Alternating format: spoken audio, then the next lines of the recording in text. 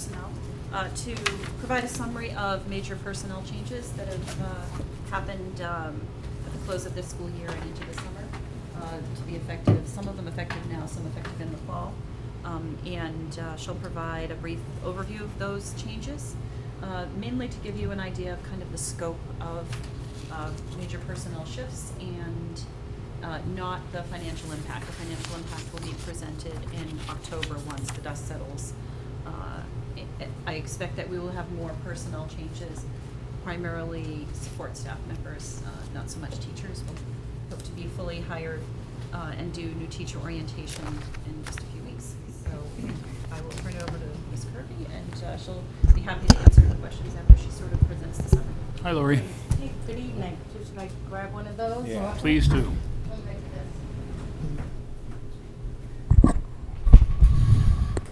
All right. Well, it's a pleasure to be here. I'd rather be inside in the AC than out there in that. So we are still in the throes of hiring. I want to give a special shout out to all the hiring teams. They've been actively working throughout the schools since, I would say, we started earlier this year, and that has yielded good results for us. We began end of February, beginning in March on some of the hires. So as soon as we knew that there was an opening, we got started right away. So that has worked to our advantage. At this point, we've hired 32 new teachers, and we still have 11 more openings that need to be filled. The good news in all of that is there are 8 of those openings that we're in the final process, final stage of the process. So the hiring teams will be recommending finalists for those positions. We have many staff this year that moved from grade levels. They moved from the middle school to the high school. So in total, 17 staff members have made changes from last year to this year. And we have many people going out, starting families or growing their families. Next year we'll have, at this point in time, 9 long-term sub positions. And again, those are filled. Some of those start right on day one, and some are beginning in October. So people are being very mindful of the importance of getting these postings up earlier, because those are very difficult positions to fill often, unless it is that full year position. And Lori, those are noted LTS on your sheet, right? Right. Okay. Right. Thank you.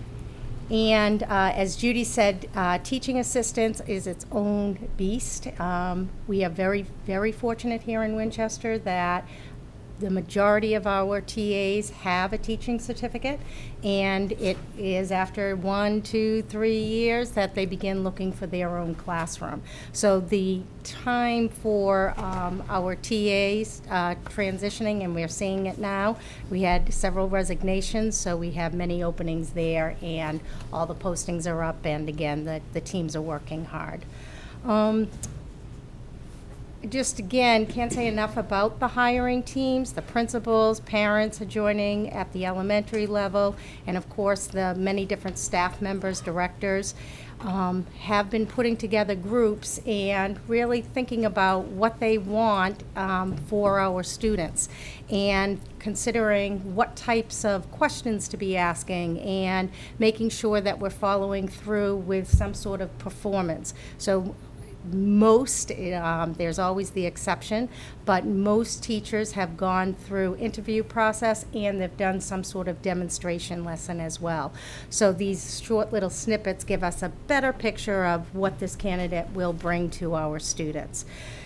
They have been very conscientious about what our budget is, and they will call and ask, and they're thinking about this candidate, how will that go? And again, we understand that there are always exceptions. This year, the exceptions seem to be with world language and with science at the high school and middle school level. So we're looking, again, we're a little over budget in some of those, just because of the pool that we have and what we're looking for in a candidate. But again, everyone has been very, very good about just reaching out, letting us know where they are in that process, and is this going to be an okay fit as far as are we being fiscally responsible. They've done a great job of using the networks. Anna Taroni, World Language Director, is phenomenal, and she has been reaching out to her networks, the Italian Teachers and American Association of Teachers of Italian. And again, this is an area that we have struggled, and she's been thinking out of the box along with Dennis about how we could make this work, and not for just this year, but they have that vision looking out beyond. So I think we're in a good place there, and we do have a candidate that was just brought in for a final interview. So we'll see how all of that plays out for that Italian position. So that's exciting news. We've also used the human resource network that we have available. It belonged to the Greater Boston and then the larger Massachusetts Human Resource Association, and that's been another good resource for us. Most recently, Joanne Doherty, the information data specialist, has resigned, and that's a really tough position to fill, and we're going to miss Joanne. She brings a lot to the party. So the candidates that we have so far are really not aligning to what we need, what our requirements are. So reached out to my human resource colleagues, and they've thrown a couple of names our way, and hopefully our, something will come of all of that.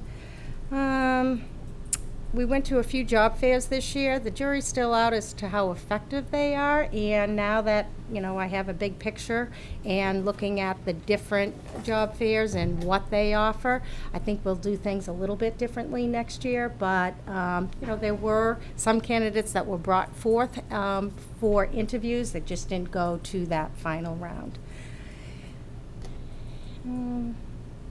And, it's always interesting to know why we have the turnover. And from last year to this year, I would say our numbers are, as far as turnover, are lower. And the main reason for that is people are taking jobs closer to home.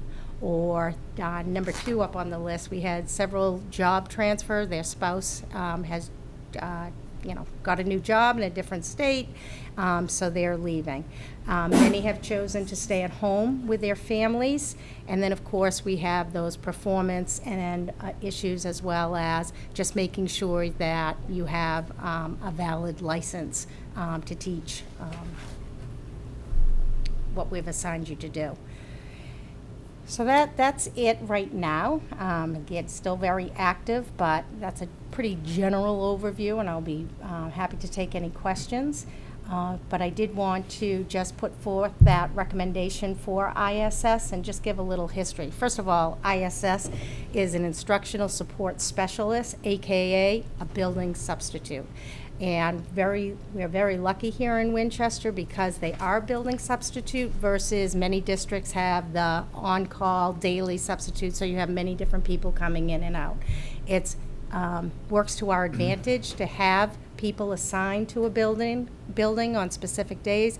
They get to know the community, and we get to know them, and they really a very integral part of our community. The first and foremost is they're covering the classrooms, making sure we have what we need there. And then if that is all taken care of, then they may fill in for a TA, or and if that's all, then they may work with small groups. They wear many, many different hats. And the bottom line is it's very rare that you get down to being able to work with small groups, because the filling the classrooms and covering for TAs really keep them busy.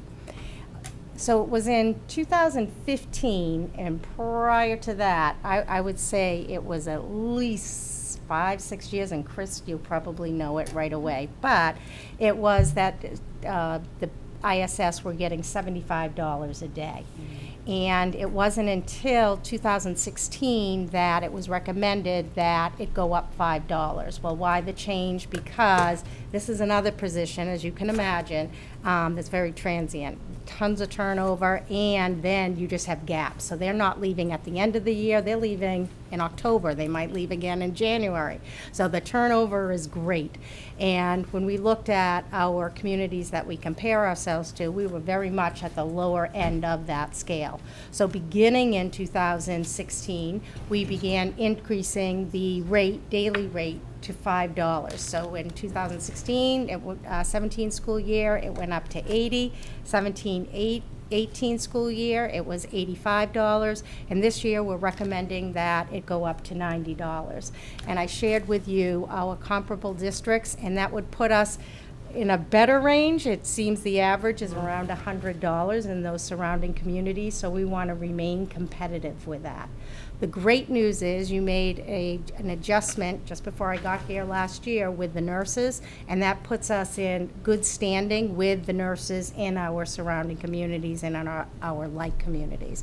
So our recommendation for a change in nurses is not being requested at this time. So I appreciate the heads up on what comes later in the agenda, Lori. And I don't know I'm if you're, sorry. No, that's good, because I don't know if you're planning on being with us until then. My hope is that we won't spend too much time under report and discussion items, particularly since the chair got up at 3:30 this morning to send off the high school robotics team to California, and he did not get back to bed. So I thank you for that presentation. I have a couple of questions myself, but Judy, any comments you care to make now on the ISS piece before I sort of open it up to questions from the committee? Just a note that that this is not a bargained position. The ISS position does not. They're all employees at will. They're not a part of any bargaining unit. And I would like to commend the work that Lori has done, particularly in collaborating with other local districts. I think it's brought us some good resources and helped support some of our personnel practices and made HR a more effective office. We knew when Lori took this position that she would be able to support principals and other hiring managers well, having done it so effectively for so many years. And I think it has made a difference in the quality of the final candidates, the streamlining of the process, and the quick response when some of our hiring managers are looking for assistance. And so I want to commend Lori for really hard work in that regard. To have 43 new teachers and probably a dozen new TAs and other support staff members, it's a lot of management. People are our greatest resource, and we want to be sure that we support them appropriately, and I'm really pleased with the work that the HR folks have done. And so, which would be Lori and Diane, not a large staff. The large team. Large team. And Frida jumped in for a number of months when we had someone out sick, and really did a great job supporting that, so that it was very smooth. I know it took a lot of work from everyone involved to be sure that we didn't miss a beat, but I think that we've got great candidates. We'll be really pleased to see this new group of teachers. Jen and Lori and some of the other team do a terrific job in new teacher orientation, particularly not just the one-day orientation, but the follow-up professional development that all our new teachers get, which includes some negotiated components that we think will really make them all very effective. And so we're looking forward to welcoming them all later in August. Thank you, Lori. Any questions for Lori tonight? I have one. Sina? Can there's a note in the the teachers moving around chart transferring from Lincoln to Lynch for the nurse? Does that mean Lynch is getting 2 school nurses? So it should say they're going from Lincoln to McCall, Okay. and that's Lynn Vazella. It's the one that's Claire Secatori. So she's going to VO, and Jen Markham is going to the high school as the nurse leader. Oh, the high school, not Lynch. Okay. Thank you. So there's a typo in it. Yes. Great. Brian? One question. We're not talking about ISS now, even though. Fine. We'll save the discussion on the rates until we really get to Okay. the, are you able to stick I'm around for a little bit? staying. Okay. So Then we'll do that. the question about this here in particular is, I thought it was interesting, the reason that people were leaving, jobs closer to home, different state, stay-at-home person. How how would you characterize people leaving for different districts with higher pay that are nearby? I mean, is that something that was even came up? No, I will say the last couple of weeks, there were a couple of high school staff members that, when they wrote to us to let us know they were resigning, mentioned the school start time. So it was the school start time, and then it was closer to home. Okay, that's good. Well, that's important. Yeah, Mhm. But the as far as the salary, you know, again, they share what they share, and Yeah. that was not anything that I But heard. this data is great to collect Right. because we can understand what's, you know, especially when someone's leaving, they might or might not be more willing to open up. Right, Who knows? right. It might be interesting to collect some data from principals about finalists for positions and whether we're turned down by finalists to teach, because I think it's probably the beginning teachers who have options. And the thing that does not typically happen here that has happened in other districts in which I've worked is people have resigned right before school starts, or the first day or the first week of school, to take a higher paying position, which is, if they were to ask me for advice, that's, you know, a very bad career move, not to mention very bad form on the part of the other districts, but they're desperate. They don't have teachers, and, you know, they found someone, and people can sometimes jump to new positions right before school starts. But I think we do such a good job welcoming them. Principals do a great job sort of setting them up for success, and then they've been through our orientation, they know what our culture is. And so Jen, I don't know, have we ever lost anyone after orientation that you can remember? I don't want to say never, but that's right. It's very, we try to start, that was part of our goal with revamping the mentor program and everything, is we really start in the spring. So they have a day and a half that's required, but it's flexible throughout, and we start in June to get them in and immersed so they're not still looking. And what are some of the things that new teachers participate in as part of their required? So it's a different curriculum pieces, technology pieces, pedagogy, time with their mentor, and then time with their curriculum leader, whether that's like a middle school person or our designated elementary people for literacy and STEM and those pieces, or it could be the director.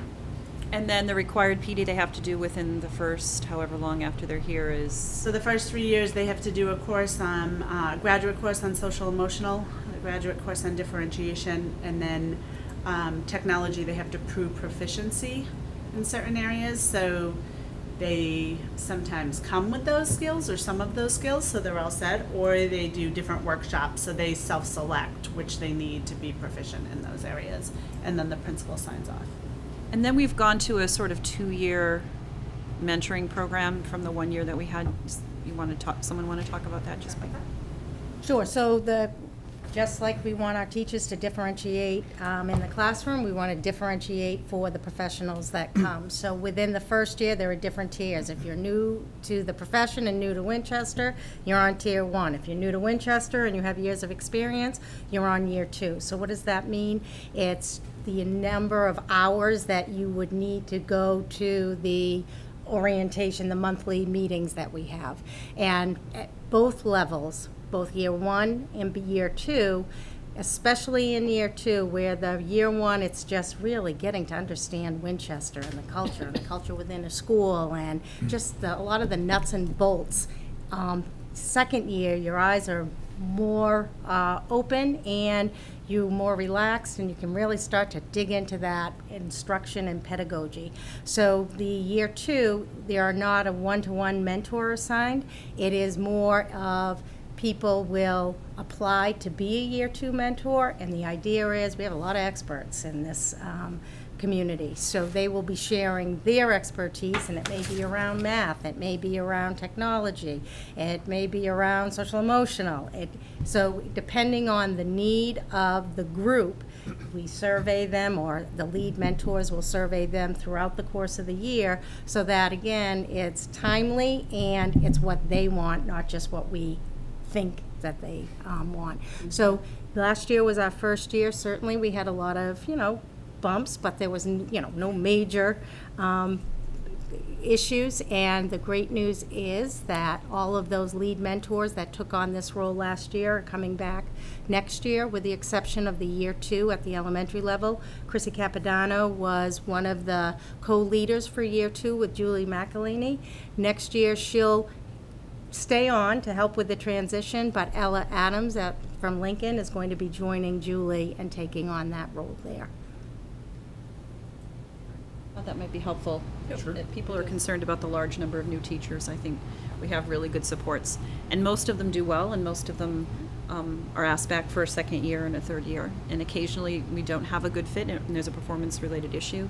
And in that case, that's where you see some positions, some people being replaced. But for the most part, we don't lose new teachers here. We try to really work hard to make them successful.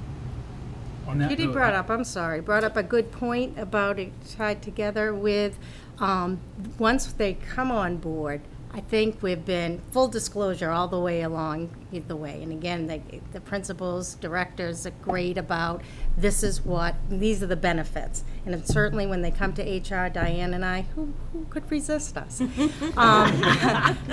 But there are some that when they see, and this we learned early on, so that was in March, so lesson learned, and we made some adjustments. But when they came and they hadn't seen the salary scale, for a psychologist in particular, that was an issue. For someone who was an Italian teacher who was going to be teaching the McCall and high school, and she was in a bigger district that we can't compare ourselves to. So money was definitely a factor there. So your point is a good one about just taking the data along the way, because are we losing those that we would like to recommend as finalists for some of these reasons that, we think? Thank you.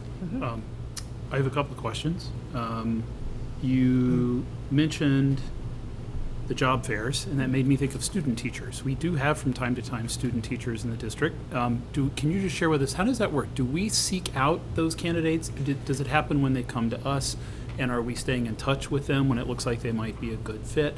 Do those student teachers ultimately wind up here in the district sometimes? How does that work? Is that one of the levers you're pulling? How does that work? Absolutely. So once you make a connection with someone, they're there, and you're constantly going back and forth. We have a good, strong connection with Leslie, so you'll find that many of our students. Merrimack College is institution that we just started to develop a partnership, and theirs is a phenomenal program because they have a fellowship, and it's a year-long master's program, and oftentimes they're doing their work here. So there was a teacher over at Vincent Owen last year who worked with Andrea Nelson. She's been hired as a 5th grade teacher at Lincoln School. Don't hold me on that, but I know she's 5th grade. I believe it's Lincoln. I think we just had an English teacher who was a student teacher. So there was an English teacher who just came. She was a student teacher not last year, but the previous year. She was in Andover last year working and as a special needs teacher, and English is where she wants to really dig deeper. So she came back and she just signed on last week. So those are two. So we very much try to keep that relationship open, and hopefully there's a position there. But you'll see that at the elementary level, the turnover is very, very minimal, so it's hard to get into. And when you think about science and world language, you can post a kindergarten position, and I'm telling you, go on School Spring, 5 minutes later, literally you'll have over 100 applicants. So it's an interesting... Right. They- Can I add tough one thing competition. on that Yeah. too? One of the areas that we had identified as difficult to fill and to get people in doing some of the internships and student teaching kind of work were like school psychs and social workers and stuff. And Carolyn did a nice job before she left setting us up with partnerships with a college, and we have 2 or 3 coming in this year, which those are pretty intensive, and it's a great help to a district because they actually take on part of your load, so it's a real win-win. It's a little different than a classroom teacher piece. It's a real win-win with that piece. So. Right, and that was new this year. This will be the first with year, yeah. Carolyn. Yeah. Right. Merrimack College, I think, does year-long fellowships. And so rather than just the standard student teaching, it would be great to attract some fellows to have an extra set of hands and help to groom some great new teachers. So my second question is, from time to time, we get teachers who choose to retire during the school year. Fortunately, I don't think that happens all too often, but it happens. Do you feel you get a good heads up of when that's going to happen? You can plan for that during the school year, and are you already hiring either a long-term sub, or are you thinking about finding that permanent replacement? Does that just vary on a case-by-case basis? And, you know, if I can put you on the spot, is any of that going to happen this year? Do we know? Yes. Okay. And it already I think people here, as I said, with the long-term sub, they're very mindful. They care about kids, and they know that those transitions are going to have an impact on their students.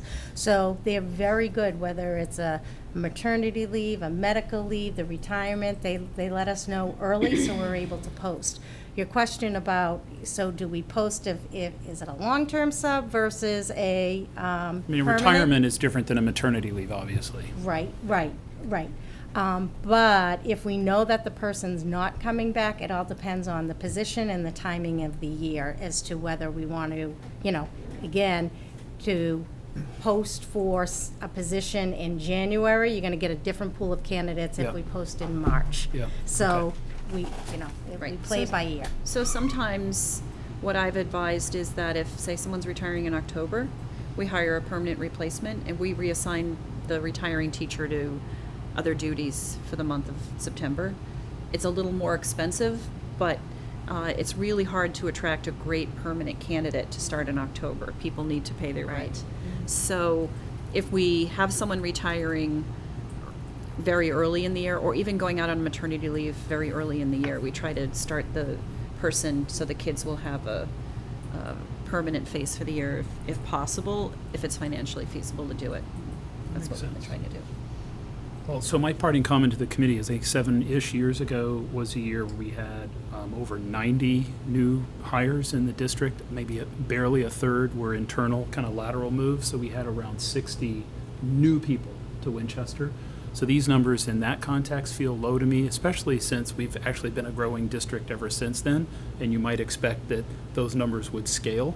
So I'm kind of heartened by this, because it seems to me you can be a little more selective, right, about hiring the right people, because you may have 1 or 2 positions to fill instead of 3 or 4. All right, thank you very much, Lori. Appreciate that.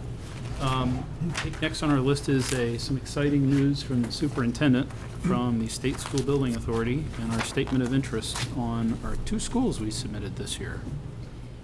So just to place this in context, you may remember that for the second year in a row, we submitted statements of interest to indicate that we'd like to partner with the Massachusetts School Building Authority on renovation replacement projects for Lynch and Morocco schools.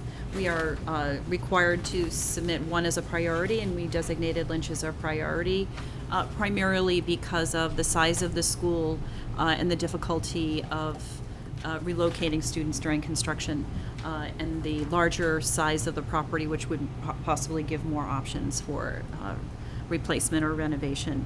And so last year, the MSBA received many more requests than they could fund. And so when we resubmitted, we were not sure whether we would be moved forward in the process. But I was notified last Tuesday that we are moving forward in the what they call the due diligence part of the review phase of the statement of interest process, which results in a senior study site visit that will take place in October. A small group from the MSBA will meet with us, and the purpose is to tour the facility, evaluate the physical condition, look at the capacity issues, look at design features and educational suitability for the educational program needs of the school, and maintenance of the facility. And the MSBA will do this for a number of the 70-odd SOIs they received. And depending on where we rank within that group and how expensive the other projects are, we may or may not be asked to, invited to partner with the MSBA to look at a feasibility study and move forward with the process. So this is just one step with no guarantee that we will move further this year, but it does send us an indication that they saw that our SOI was a valid submission, that are reasons for looking to replace Lynch, which focus on both enrollment, overcrowding, and the age of the facility, are compelling enough for them to come and do a site visit. And so maybe Ellen can speak to anything I've forgotten that I should have said in that summary. So typically, when they come out to do the senior study, typically when the MSBA comes out to do the senior study, it's so they can get a closer look at the nuts and bolts of the building as well, really look and dig deep down into the mechanics of the building, heating systems, things of that nature, as well as view the educational spaces and the general overall conditions of the building. So the other exciting thing about this is there are a couple of pre-meetings, if you will, before the actual visit that they're interested in learning more about the goals for and the concerns about the facility. That's actually a really great opportunity to go back to and underscore the master plan, which this is obviously a key part of. Ellen did, with the original SOI, I think, Judy, we sent them the master plan, but when we sent it at our first vote, which was, I think, April of 17, we hadn't actually totally finished it yet, so I know Ellen was able to send the completed version. This time we also sent them the Donahue Institute report, which did not exist yet the year prior, so it's kind of been an interesting way to kind of keep that in front of their eyes and say it's still current, it's fresh, it's also been corroborated. So it's really welcome news, so thank you for sharing that, Judy. Keep you posted. Next is an update on budget planning working group. There was a meeting this morning. I was unable to attend that one, but I would be happy if you want to give a report, or Susan, if you were there, or Michelle, or whoever would like to. Susan. Okay. I was actually going to suggest that this is more Judy's report, because we're kind of drilling down into more of the financial decisions, looking at what the trend of the trends in expenditures and operating costs have been, so that we can then anticipate what is needed moving forward, and assume a certain increase, or what's the minimum increase to maintain a level services environment, and then understand how we just don't have the revenue to do that, and then come up with yet the other scenario is, what do we really need to sustain our operations and make the program improvements that we need to, and on the town side, make the improvements, get the additional staff that they need, say for public safety or whatever. So it got to be a little more numbers focused, and we're sort of moving forward so that we'll when we get school starts and it's September or October, looking ahead to fall town meeting, we'll really have a set of proposals so that residents and town meeting members can say, okay, well here are three versions of our future as a town, and which one do we want? Right? Is that? Yes, I think the thing that is very challenging about this effort is to paint a clear, transparent, and easily understandable picture about the structural deficit that we have in terms of revenue not matching what the town needs. And so both for school services and municipal services, for educational purposes. And so since the school budget is such a big part of the town budget and drives a lot of it, we need to make a lot of assumptions around over the next 10 years. We're really looking at short-term and long-term over the next 10 years. What will our needs be? What will our enrollment look like? We're basing it on the master plan and as verified by Donahue. What does that translate into in terms of a percentage increase on our base budget? What about the expense side? We haven't been able to dig too deeply into where are our deficits in current programming and staffing. If we are to compare ourselves to other communities and look at some of the things that have been on the proposal list that have been cut for several years for initiatives, that has to be considered as well. We're looking at capital needs in the town side and sort of improvements to infrastructure and other long deferred capital projects. And so it really is a complicated picture, because you're looking at a lot of assumptions about revenue and what state aid is going to be, what local receipts are going to look like, what our debt load is going to look like in terms of projects we've already committed to. And so trying to put all those pieces together and paint a picture for town meeting about if we are to maintain services, we need additional operating revenue in the form of an override just to maintain. If we are not to have an override, it will require us to dig deep into reserves, and at some point the reserves completely run out, which means the cost of borrowing is incredibly expensive. It's like you have bad credit and you get a credit card and you're paying 21% instead of a low rate. And so it does have a sort of a effect on lots of parts of the town operation. It's not just in a form of raising additional revenue through increasing property tax. It is really about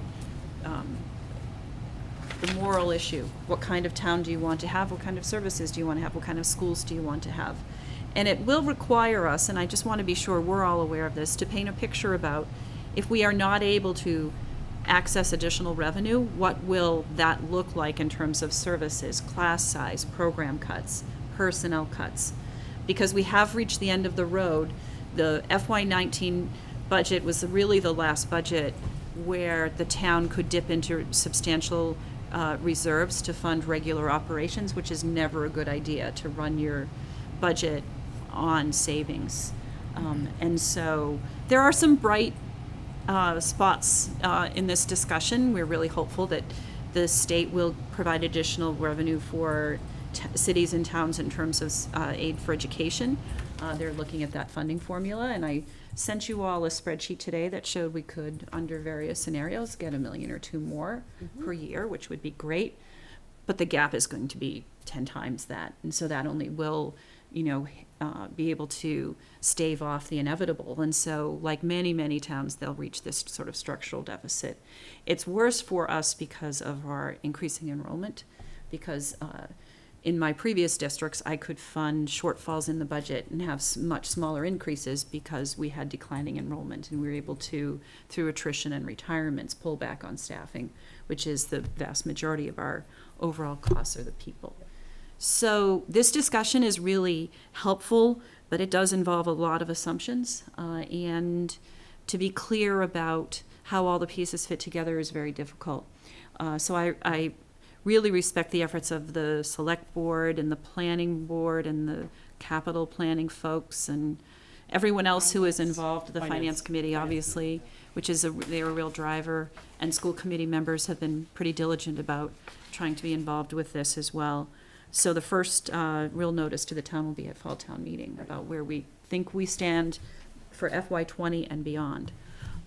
But I think it's important for us because at some point, once we've decided that we're going to have a vote for an override, that it limits our ability to talk about it to some extent and advocate for people to vote for it.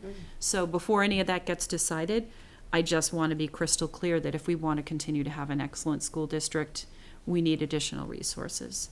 And the town is being as generous as the town can be, given the constraints of Prop 2.5. And so we badly need to address both capital projects and operating expenses through an override. And I think we've been talking about it for several years at town meeting, and we've pushed it off as long as we can. And now the time has come. So that's what this group is all about. So can I just make a public service announcement? And I apologize if this was not clear at earlier school committee meetings. So although it's not posted as a regular school committee meeting, it is posted as a school committee workshop. So members, and it's posted that way because we want everyone who's willing and able to come to do so that you can ask questions. The select board posted the meeting on their behalf, I think 2 or 3 meetings ago, so that more than 2 people could come, and that was helpful for them. So we'll continue to do that moving forward. Obviously, we understand if somebody can't be there, but we certainly want to give you that opportunity. I also, can I maybe just look to you, Susan, just to be sure we're up to date on the latest iteration. So of the 3 scenarios, what we call scenario A, in my mind, I think it's the growth, the innovation scenario. I don't know if we have a catchy name for that. And So far, it's being the, we really want a sustainable. Sustainable. Budget. sustainable Okay. town. So that's scenario A where we're saying we need the operating override. That assumes we continue to stick with the select board's free cash policy of 6 to 10%. It's that second scenario B, which we call level services, which is kind of what we do today. We may think of 6 or 7 innovations, we can maybe only afford one, One at a and as time. we continue to get pinched with salary increases, that one will become 0. And so if we keep kind of doing what we're doing today, we'll find ourselves back at the table in 2 or 3 years having an override discussion. And that's called a subsistence budget. That's what we've been calling it, subsistence Right. budget, because we are, as you note, dipping into free cash to enable different things to happen each year, kind of ad hoc.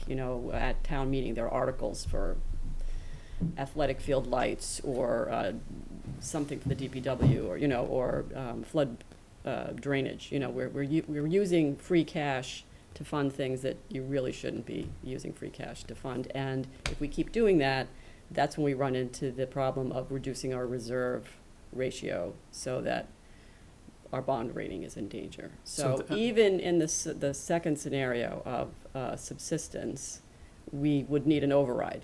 Maybe not this year, right away, but, in a couple of years. So Without it's- having to dip into the 6 to 10%. Right, without things starting to really.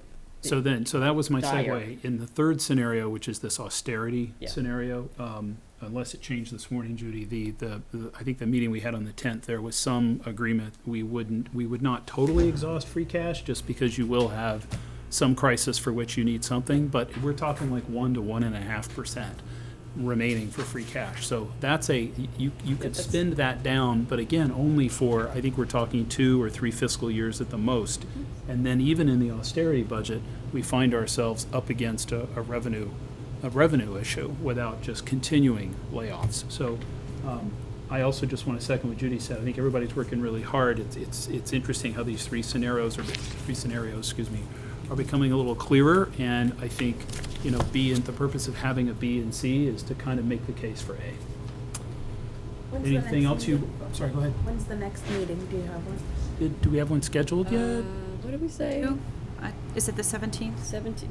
I don't have it in my calendar, I have it on my pad, so. Still at 8:15? Yeah. It's that week. Did you put in your calendar, Susan? We'll find out. We'll let you know. All right, thank you very much. Okay, next item under reports and discussions is the Healthy Youth Act. I have a very brief introduction before I turn it over to Susan. The Senate created and passed a bill on their behalf, which is similar but not exactly the same as the one in your packet, which is 3704, itself a product of various committees. I believe each of us were contacted maybe a couple of weeks ago by a couple of folks who were promoting school committees to educate themselves about the measure and to reach out specifically to House Speaker Bob DeLeo and to encourage him to bring it to the floor for a vote. So a copy of that is included in the packet, and appreciate actually Susan helped Judy track down the latest version. This bill has been through different iterations. So 3704, which is the bill that the Speaker would be bringing forward, is included as well in the packet. So, Susan, this has been kind of going around for a while for those who read the Globe, but fair to say this has never come before the school committee before, so it's a new item in that Okay. context. Why don't you sort of take a few minutes and walk us through this? Well, as I did a little research on this, I think it was originally introduced either in 2015 or 2011, as long ago as that.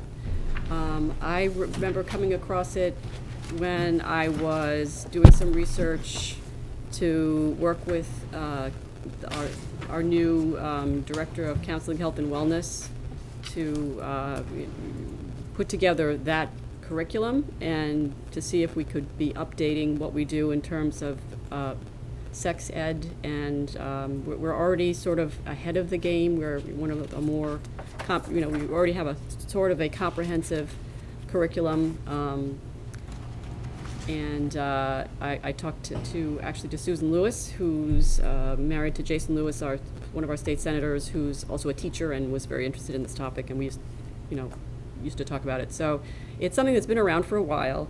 The gist of it is that instead of teaching what is called a abstinence-only curriculum, that in addition to the virtue of just waiting until you're older to have sex, you would be teaching students a comprehensive, fact-based, scientifically accurate, non-judgmental set of facts, as well as helping them develop some life skills around decision-making and gender equity, and just so they begin to develop a set of skills and understandings around relationships, as well as just what human reproduction is. It's also very important that it would add that this curriculum would be LGBTQ inclusive, not just pretend that LGBTQ people don't exist. That is has been shown, and I kind of sent out a second set of information with some studies that has been shown to be tied to bullying of students in that group. So that's another reason why a lot of people have been talking about doing this for many years. And yes, it was talked about on the front page of the Globe and the Globe editorial page, and also it's Planned Parenthood that is advocating for this legislation. So, that's the gist of it. It's sort of, that is set out in a couple of the definitions about age-appropriate, medically accurate, and it says that each school district or school that offers sexual health education will provide medically accurate, age-appropriate education. Under the section, it will teach the benefits of abstinence and delaying sexual activity in conjunction with the importance of using contraceptives and barrier methods to prevent unintended pregnancy and sexually transmitted infections, including HIV/AIDS. Teach students the skills to effectively negotiate and implement safer sexual activity. Help students develop the relationship and communication skills to form healthy, respectful relationships, free of violence, coercion, and intimidation. And be appropriate for students regardless of gender, race, disability status, or sexual orientation. So that's all of what makes it a comprehensive curriculum. The other part of it is updates what we already do, which is we notify parents right in the beginning of the year about this curriculum coming up and give them the option of opting out. So it's really not a long bill, it's just a few pages, and it's something that, if you've read any of the materials, directly addresses some of our goals around student health and well-being, as well as diversity and inclusion. And that's why I thought it was important for us to go ahead and take a stand, because since it's been around for a long time, there seems to be this momentum now to ask the speaker to bring this to a vote and have it be signed into law this year. I think that this is a good time to do that. So a couple of easy softball questions here, just to be really clear for anybody who's spending their summer watching us tonight, that there is no requirement that districts do this. It's simply, it's for districts who choose to educate. We actually already do. So I'm trying to think of an easy sort of expression. In a way, Susan, what this does is it's taking a fairly low bar already, raises it somewhat. As a district, we're already doing some of the things that this bill speaks to. Is that fair? Yeah. In other words, this isn't I would specifically applying to Winchester. It applies to all districts in the Correct. state who would opt to teach, and it just so Sort of happens we already do. standardizes throughout the Commonwealth this approach, but a lot of districts are already starting to take. Yep. And it's not a mandate. There's no funding behind it. But again, I think this is the direction we've already started towards. My 3 kids went through the public schools here. I've been taken to task by all 3 of them now that they are adults and have gone through college or in college that, our health classes were pretty good, but really when you go to college, you realize how different people come with different levels of understanding and different approaches. And, this was the era of, the horrifying statistics about sexual assault and how the boys and the guys need to understand what consent is as well. So this is, I think, very timely. Not to put you on the spot, but we got some information at the table. Michelle had requested, I think we have some copies of policies, but we got a letter from Senator Lewis, and I think you'd had a conversation with his office. So any comments you want to make as well? Should I read his letter? He wanted to be here today, but because of legislative session, he couldn't. So I wanted to get his input since this is one of the bills that he co-sponsors. Would you like me to read the letter? If you're able maybe to just give the executive I mean, it's a letter certainly of It's support. a very short letter. It's in support. Let's see. It's very short. I'll be quick. Okay. Okay. So this is pretty much to the committee. I write today in support of the Healthy Youth Act currently under consideration by the Massachusetts State Legislature, which will ensure that school districts in the Commonwealth that elect to provide their students with sex education provide age-appropriate and medically accurate information that includes coverage of both abstinence and contraception. Currently, when Massachusetts public schools provide their students with health education that covers sexual activity, there is no guarantee that the information provided is age-appropriate or medically accurate. This legislation changes this by requiring school districts that choose to offer sexuality education to follow certain guidelines to ensure that students are provided with age-appropriate and medically accurate information.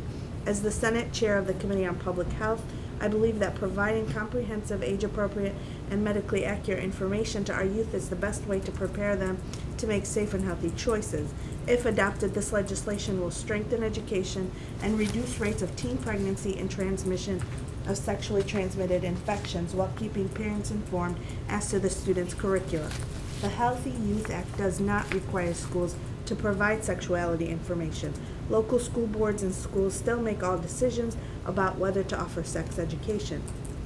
This legislation also maintains existing state law that allows parents to remove their children from sex education programs and gives school districts clear guidance on how to notify parents about these programs. School districts that provide a sexuality curriculum must adopt a written policy to give parents and legal guardians notification and inform them of the right to withdraw their child from all or part of the instruction. Notification to parents and guardians must be in English as well as any other commonly spoken languages by parents. Districts must also have a process for parents to review the program instruction materials prior to the start of the course if the parents request it. Last April, I joined my colleagues in the state Senate in support of this legislation. I successfully advocated for the inclusion of an amendment to the Senate bill to require the Board of Elementary and Secondary Education to update the Comprehensive Health Curriculum Framework, which hasn't been updated since 1999. Now the bill awaits favorable action by the House of Representatives before it can be signed into law by Governor Baker. I am confident that the passage of the Healthy Youth Act will improve the health of our children, improve our educational frameworks, and better equip children and teens to make the well-informed personal decisions as they grow up. I think that this legislation is vital, and I hope that my colleagues in the House of Representatives are able to take it up and send it to the governor before the end of the legislative session this summer. The main focus for the most important part for me is that we don't currently teach to all students. We are not an inclusive, we don't have an inclusive curriculum that encompasses the sexual health development of all students, including LGBTQ, kids who are gender questioning. There's a lot more to be discussed in these programs than we currently do. So this is just another way for us to affirm our commitment to an inclusive sex ed program. Thank you. Michelle, any thoughts? So, as one of the two school committee members as representative to the policy committee, I thought it was important that if we'd be talking about coming to any consensus on support of these ideas, to know what we already do within our district and to know where we stand. And so the policies that I brought to the table tonight are talk to the exemption procedures, and so that part of the Healthy Youth Act would not be new to us here in Winchester. We already have school committee policies that speak to parental exemption and review of materials. So in terms of that part of the act, I think our policies well support that. We don't have anything within our policy, as Zena pointed out, that necessarily speaks to the to be appropriate to students regardless of gender, race, disability status, or sexual orientation. That part in our policies, if we are looking to move forward and if this would be passed by the Senate, would be something we would have to go back and look at in our policy subcommittee. So that's what that piece is. And the other thing that I just wanted to call attention to is just why this may be such a focus for the House and Senate, and why people are thinking about it. And that's, if you look at our own youth risk behavior survey, we see that even within our own district, that even though we do have a comprehensive health program currently, a curriculum that we teach, we still have condom use and substantially lower use of birth control methods than our Middlesex League counterparts, and providing that medically accurate information to our kids, I think, is really important. Also, we have we have some pretty interesting rates of violence and sexual activity in our district. So I think making sure that the kids do have all that information about healthy relationships that Susan was talking about and how we manage those is something that would be nice to reaffirm, and something that I believe that we are working towards as we talk about having healthier social emotional kids within the district. So those are the two pieces that I added as information. Brian, any comments or questions? I do. I have a philosophical question about this bill for the House. Is there anything in this bill that we could do on our own as the policy subcommittee, get together, make a policy, we discuss it here, we vote on it? Is there anything in this that we couldn't do for the children of Winchester without advocating for or against a bill at the state level? Turn to Judy on that. What do you think? Yeah, I think that the comprehensive health and wellness review is addressing a lot of the issues that have been raised tonight, and will ultimately allow us to address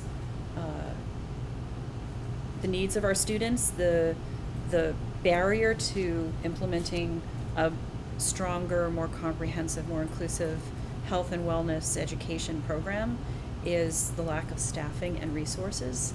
I think I've spoken for the last now 4 years about the need to start health education earlier and to hire additional staff members and revise our scope and sequence for the curriculum. So there's nothing, I think there's nothing that legislation would do that we could not do on our own should we decide to do that. The biggest barrier is resources in terms of personnel. Time. And time to make sure that the program and the materials are aligned with what we're trying to accomplish. It's a sensitive area that we want to handle skillfully. We've also had a change in personnel. We have a new wellness director, and so he needs to come up to speed on that as well. We have a new director of nursing. And so, some of these personnel changes are going to have an impact on how quickly and how mobile we can be in addressing this. And time even during the student school day. Say that again, Jen? Right. Time even during the student Yeah. school day. So even if we had all those pieces, like we've all talked about at the table, everything we put more in of means something else has to come out, because we're still on the same calendar as 100 years ago. Did you have a follow-up? I thought you had two things. That was one, right? You said a You wanna think- philosophical. It was a philosophical question of whether Okay. whether we need to be, whether this is an issue for Yep. the state, if we can do everything that's in this, Yep. whether we should be looking at this, and whether, if we support this, we should be supporting a policy at the local level that encompasses what we think should be in it. Can I just add, first of all, I think there was material that said that the Massachusetts Association of School Committees has also endorsed this bill. But I also want to add, I know the time and resources are critical for our school, but I just want to highlight, and this was something Susan provided, 48% of gay, lesbian, or bisexual high schoolers reported seriously considering suicide in the past year, compared to 11% of heterosexual high schoolers. 25% of gay, lesbian, or bisexual high schoolers reported having attempted suicide in the past year, compared to 5.2% of heterosexual high schoolers. This doesn't even tell us the numbers for people who are considering gender fluidity, or they're considering transitioning genders. These statistics are staggering, and that is my concern, is that we urgently need to embrace this change in curriculum so that we're not losing some of these kids to these attempted suicides. And we've had, I couldn't find it quickly, but we have our own scary statistics in terms of our own kids having these same issues. So I really want to put that out there, that it's just another step to show these kids that we understand that they are struggling, and we are working hard to make sure that they are supported in schools. Yeah, I think that our youth risk behavior survey results Yeah. Support that. Yeah. Yes, absolutely. So if we're concerned about their social emotional health and suicidal ideation and suicides, Right. So if we're not this is teaching, part of it. So if we're not teaching about their own growth and development and the things that they're going through, we're dropping the ball. And so I respect the the resources issue, but their well-being. If we keep talking about social emotional Social emotional health. health, thank you, Wellness, yeah. wellness in our district, if we neglect this population who's incredibly vulnerable, we're doing a disservice to them. So I want to offer, with respect to MASC, we did hear back from Glenn Kuchar, who's the executive director. So while I don't know that they've taken a position on this specific House bill, to Susan's point, it's been kicking around for a while. They have, certainly within the past 2 years, come out in favor of something very similar to this. So, I mean, ideologically, they're on board. I didn't see what that version looked like, and Michelle explained to me earlier, actually, the Senate version was at 21-28. It's even a little different than what we see on the House side. But that's kind of normal. Oh, yeah, for yeah. I mean, that's how the legislation. sausage is Different- made. I get it. That's No, why they I have get the conference I get it. committees, and yeah. Oh, so. yeah. Yeah, I agree. So, but you said something a minute ago, Zena, I also want to react to, and I mean, I'm really I'm serious about this because I think it's really what sort of excites those of us who serve on the committee and probably what drive us to run in the first place. And that is, if there's something we're really concerned about in our district, we're here. This is our job to take it on, right? Whether it's a budget issue or it's social emotional or it's transportation, athletics, whatever, we signed up for it. And I think I'm inferring from the line of Brian's questioning when he was saying, is there anything here we couldn't do ourselves? I see certainly a broader benefit to the Commonwealth's students in encouraging action in the House and ultimately for the governor to sign something. But the great thing is we don't have to wait for that, and nor, in my opinion, nor should we, because to me, one area that's a little gray here is, should this pass, what role does DC play, if any? Are there sort of directions, are there standards, are there frameworks that would come from DC on this that then might, I don't want to say constrain because I don't want to get ahead of myself, but there would be some guidelines from the state which maybe generally would be good, but in fact maybe not speak to a specific issue that we want to address, because we do have our own youth risk survey. Right. And it wasn't brought up earlier, but the importance of abstinence, when you look at the rates of STD infection, which were going down until about 2 or 3 years ago and suddenly are on the way back up, is also important, and I don't think we talk about that in the context of the Youth Risk Behavior Survey, but the CDC, Mass Department of Public Health, puts that out there. So I'm glad to see that that's in there. So just from an infectious disease point of view, this is important as well. I mean, people spoke about the other elements of this, but I wanted to mention that as well. I have some thoughts I wanted to share about sort of this and moving forward, but I also want to give Judy an opportunity to weigh in, because this is I think back to the last time the school committee took up let's say, a legislative element. The closest I can think of it was the ballot question 2 on charter schools. Now, that was not legislation on the floor, but that was a ballot question. We had that on our agenda, I think, 3 or 4 times. We had a lot of public discussion. We had the president of the teachers union come. I'm pretty sure Mike Day came himself, and we spoke about it to be sure everybody was really comfortable with it and understood it. I have to say, I think it's easier for parties to rally around things that we're against than it is to rally around things that we're for. Because you can have an ideological problem with charter schools. We should just do it ourselves and do it well. You can be against charter schools because the funding component takes away our own resources. I actually think it's harder for groups like us to kind of rally around something we're in favor of, particularly when it sort of didn't start within. It comes from outside. I do have some concerns about the timing of this, but I have some thoughts about what we might be able to do constructively. But given the timing, given we've not discussed it before, and some of the questions I have, Judy, on sort of the DC side, departmental guidance, do you have any? I hesitate to ask you for a recommendation because I know this comes very sort of last minute. But do you have thoughts you would share with us that might kind of frame our discussion and what we might do moving forward on this?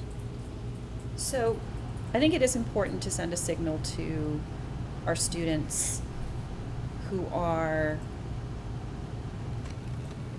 making life choices and trying to understand themselves and their relationships. It's probably the most important thing they have to learn. And we have them for 6 or 7 hours a day. And partnering with the community and parents is a huge piece of this. Some of the youth risk behavior questions seem to indicate that students are not speaking with families about these issues. And so there are lots of things I think we can do to encourage better partnerships with parents and share information. My inclination is to be bold and progressive when sharing information with students that in a developmentally appropriate way. There are a wide variety of opinions. I don't like the only option to be completely opt out of being educated in these areas. It's sort of an all or nothing approach to say to parents, we're going to talk about this. You may exclude your child. I respect parents' decision on that part, but it would be nice to have a broader community consensus and be very open about here is what we teach at each grade level, here is the developmentally appropriate information, here's what we're going to share, and reach consensus about that as a community. I'm old enough to remember, and Jen may remember some of this, that several years ago, maybe a dozen years ago, the DESE used to have comprehensive health grants for wellness, physical education, and health, where we got a fair amount of money. But the restrictions got tighter and tighter on those, and what you could purchase or use was dictated by essentially the federal government, the model for health and wellness, the programs that you could use, the components of those programs were very politically conservative. I didn't think they were developmentally appropriate or helpful, and then the money dried up anyway. And so I'm always leery of what should be a community decision being handed to a state body, which then is dictating conditions. And the thing about, I don't know enough about this bill to weigh in on it one way or another, but what I would say is the one piece in Brian's question that this bill requires is that the Department of Elementary and Secondary Education update their health frameworks, which they should be doing anyway. And we have other means to put pressure on them to do that. In the absence of that, it is difficult for us to sort of create our own and ensure that it's really a duplication of effort to have every district writing their own health curriculum in the absence of sort of state frameworks. So this is, like everything else, this is a more complicated sort of decision, and from the political frame, to encourage the legislature to support schools in helping students be healthier is a good thing. I don't see anything in here that will tie us in knots and require us to immediately spend lots of money. So it's more of a philosophical bill than it is actually a practical bill. But I do worry that bills like this in the wrong hands can sometimes be used to restrict our choices, like through grants that say you can only use the Michigan Health model, or this model, or you can only say this. And I do remember a time when I was living in New Hampshire, where the school committee in the town in which I lived while I was a teacher in another district voted to ban the use of the word homosexual or gay in any school material, including literature. So it was a very conservative, you may probably saw it got national headlines. It was a board that was dominated by very, very politically conservative, religious conservative folks, and they took steps that I think were very concerning. And so school committees have big responsibilities. You can vote to do things that really help students, or you can vote to do things that could have very serious negative impacts. And so I appreciate your considering this and bringing it forward. I don't know enough about it to know to make a recommendation for immediate action on this. I understand there is a time sensitivity because there was perception that a vote is going to happen within the next few days. And so that's what the urgency is. Some would like for there to be a vote, right? It's Right. about the speaker So, bringing it. so I think from the political frame, that's a school committee decision. I think you need to know that Jen and I and the principals are all committed to the same things that you want. We want healthy students. We want students to understand themselves and others in their roles and relationships, their physical and emotional development, all of those things that you talked about. We want them to make safe choices. But again, I think it's not just a school responsibility. It really is a home school shared responsibility to a greater extent than almost any other area of our curriculum. So, Yeah, I'm glad you brought that up. That's important. And I think it would be one of the outcomes, I would hope, if this does get enacted as law, that, you know, the school district could be a better partner to parents in helping get them information and start conversations about how to talk about these issues.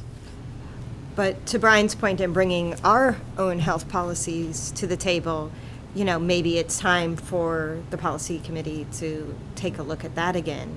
If this is something that we agree and come to consensus that we Right. all support, whether we support the Healthy Youth Act as a school committee or not, you know, maybe the step we take is Independently, is yes. coming to consensus about maybe it is time to take a look at our own school committee policy on it again. So I'm glad you framed it that way, because we have a policy subcommittee, we have a curriculum subcommittee. We do. Correct. And so I think this is an important conversation to be having, and it's timely. I want to offer that as I was reading the letter that was sent to us and we were encouraged to sign on to, I was having some flashbacks to, you know, a sudden change in the high school principal, all-day kindergarten, change in school start time, or, you know, lights on a field, where I find that I get, and I think other members get, kind of a form letter that, you know, you get one or two and suddenly you're getting 50. I mean, I think on all-day K and school start time, I got substantially the same letter probably 300 or 400 times from people who were just putting their name on it. What was really meaningful, it's always actually meaningful to me, regardless of where a constituent falls on the issue, is when someone takes the time to write sort of in the first person, this is my situation, this is my perspective, this is what I would like you to consider, yes or no on this issue. That's always very meaningful to me. And I'm reminded that, you know, we're here for the kids in this district and the constituents who put us here, and we have to listen to them and kind of give time and space for these discussions. As I read the letter first, because we got it first, and then I read the bill. And I have to tell you, I'm actually disappointed by a couple of things. In a time when this notion of consent is part of our national vernacular, I don't find the word consent anywhere in the bill. And I don't know if it's because that's a loaded word, but are they talking about it? Are they talking around it? I just kind of wish it was there, because it is at the national level, and I think that's a really good thing. And I think it's appropriate that be a part, Judy, of our curriculum and what we're talking to kids about. I think Michelle mentioned that a moment ago. I struggle with this idea of LGBTQ inclusiveness in this way. I'm not convinced, and I'm not the lawyer and we have a couple of lawyers at the table. As I read the bill, I'm not sure it really calls for the inclusiveness that we would like to see. Where I see mention of sexual orientation there at the end of that first paragraph, if you will, to me, I read it by saying the curriculum would be appropriate for these students. That's more about who is subject to the curriculum, who you're presenting the curriculum to, less about what the curriculum is about.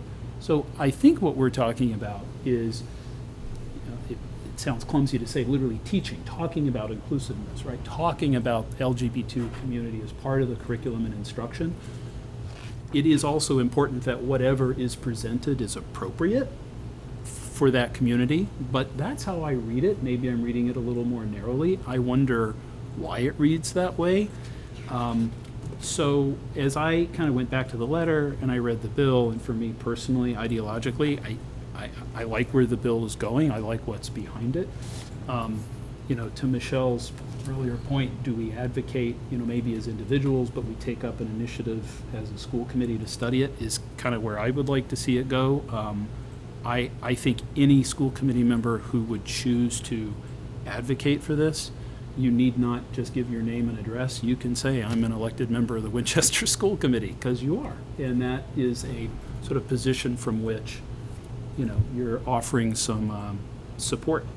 I don't want to put Michelle on the spot here too much, but she was explaining to me earlier today, the Senate version is a little different, a little more detailed than the House version. So, I just want to be clear, this is all about getting the speaker to bring it forward for a vote. If they vote it, then again, they get together and try to work out the differences.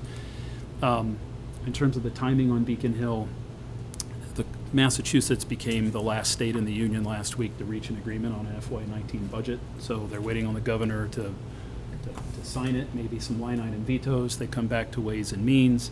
On top of that, there's the opioid bill that has everyone's attention, which is important to communities, including our own.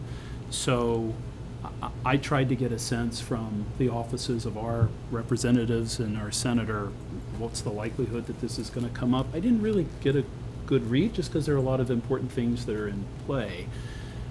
My sense is I think we'd be more effective as individuals giving our own personal opinion than signing on to a letter from a group and knowing ours would be one of, I don't know, pick a number, 100, 50, 200, I don't know. That's sort of my personal opinion, but Judy, to Michelle's point, if the policy subcommittee went back and took a look at this, would you welcome that review at this time? I think my preference would be to get the recommendations from the curriculum review first, and then update the permissions and include a statement after we have a more well-defined pathway from there forward.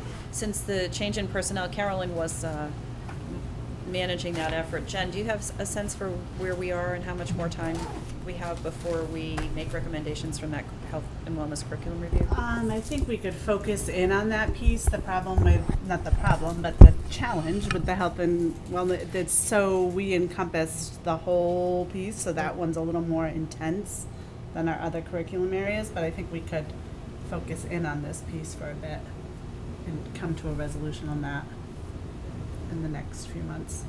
Does the curriculum review kind of have is there a path for it to follow? Does it start at one age and move up? Does it look at primary, second? I mean, do you already have a map for the process, or would this be a good way to?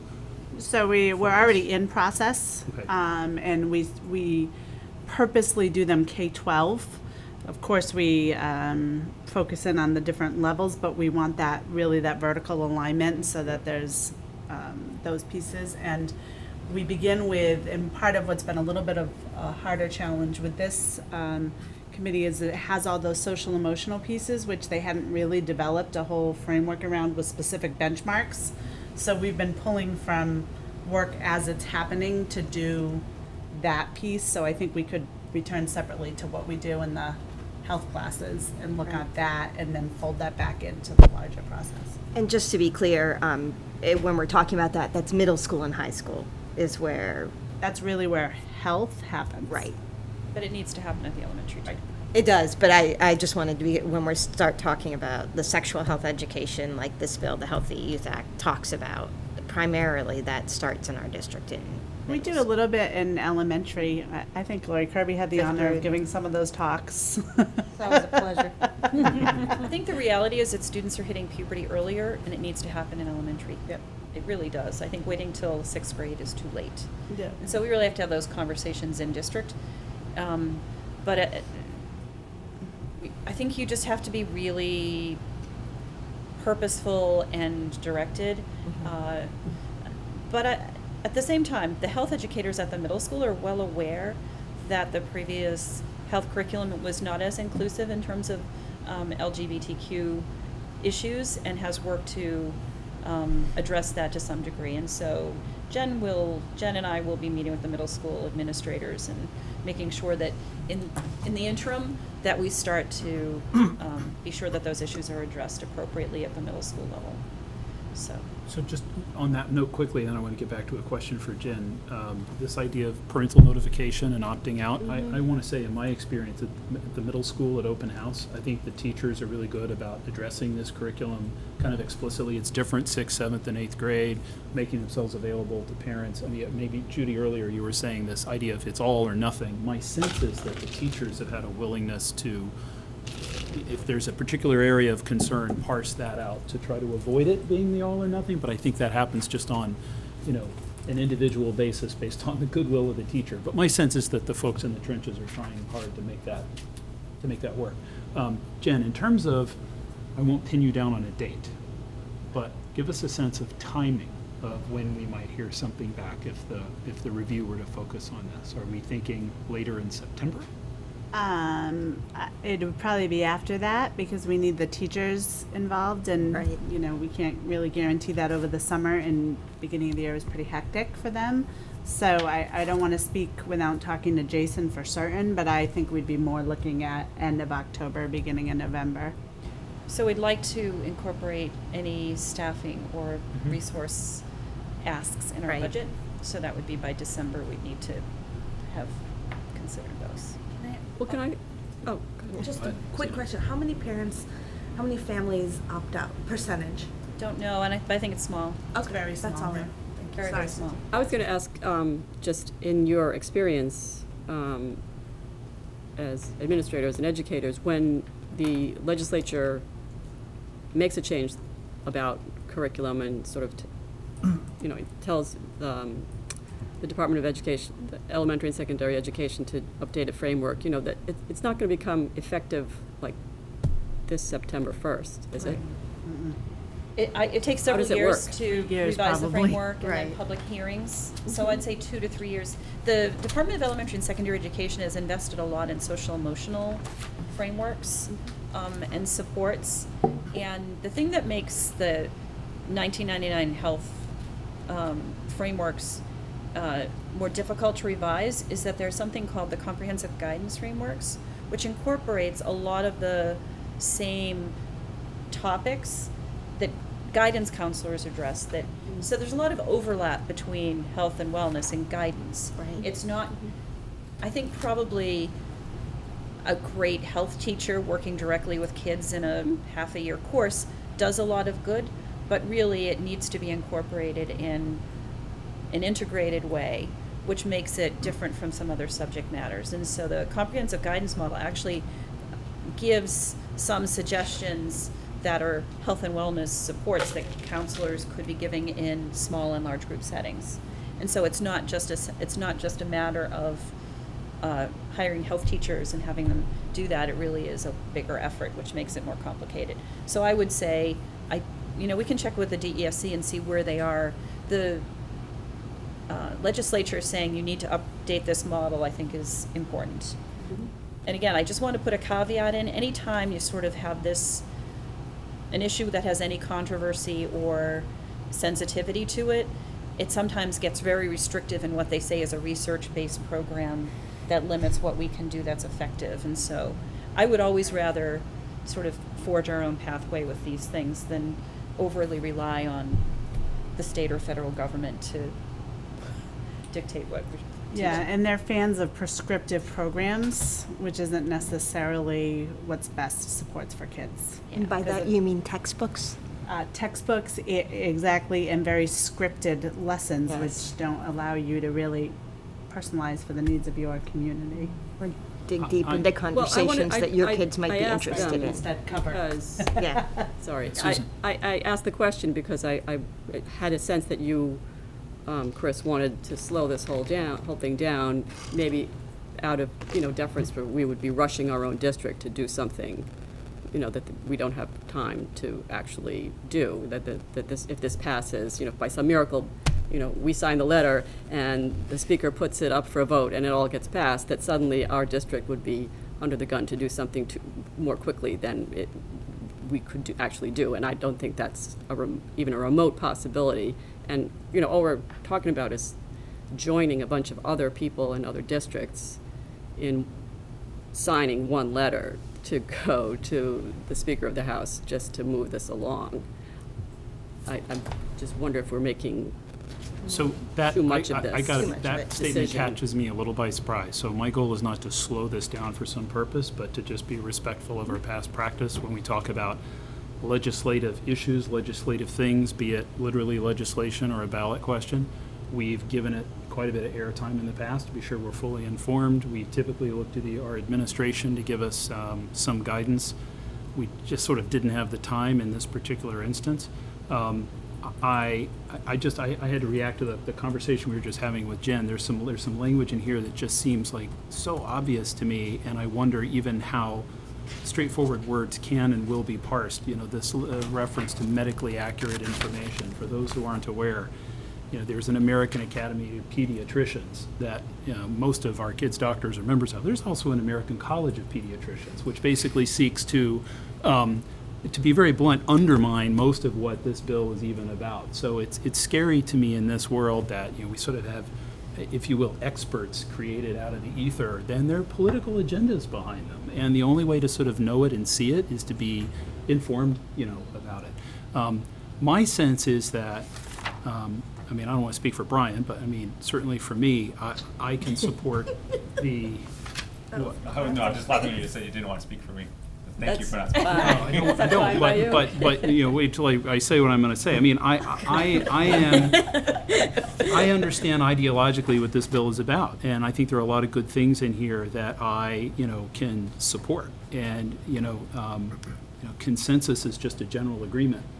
I sense there's certainly consensus at the table around the goals of this bill. We often indicate consensus on things short of voting. We just did it on a lacrosse wall.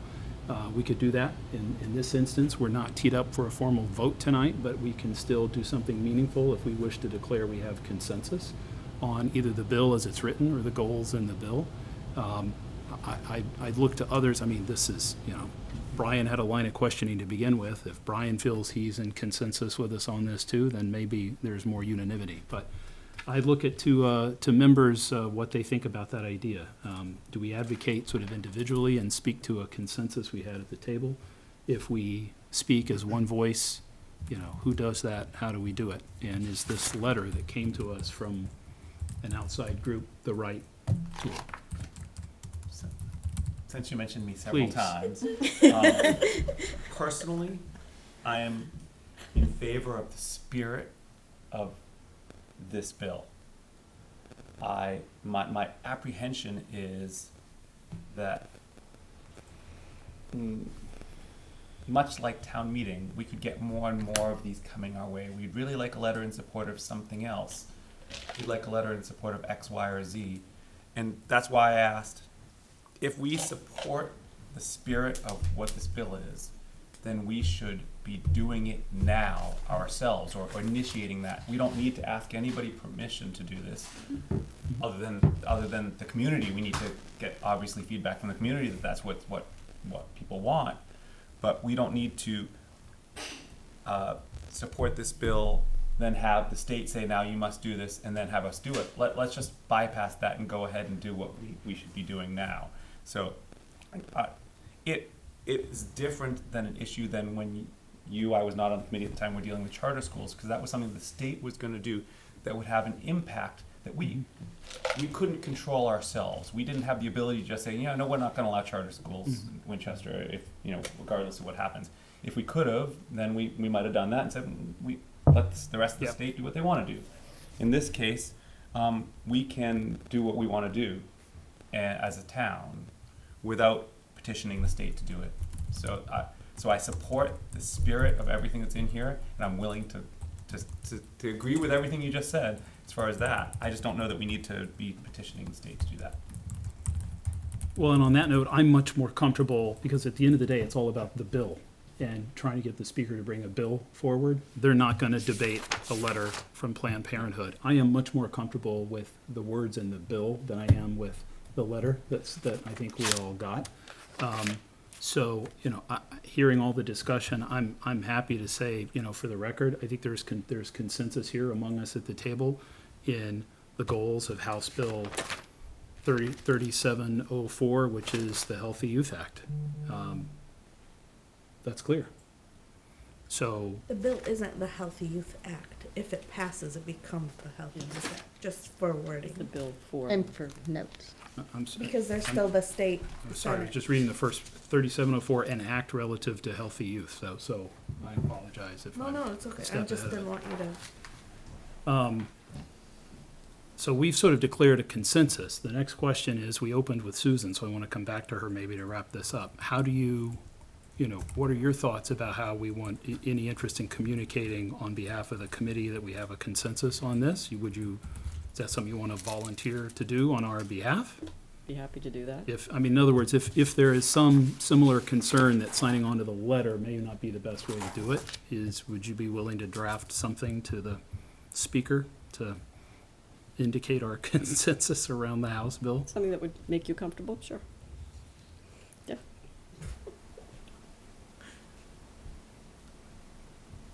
Okay.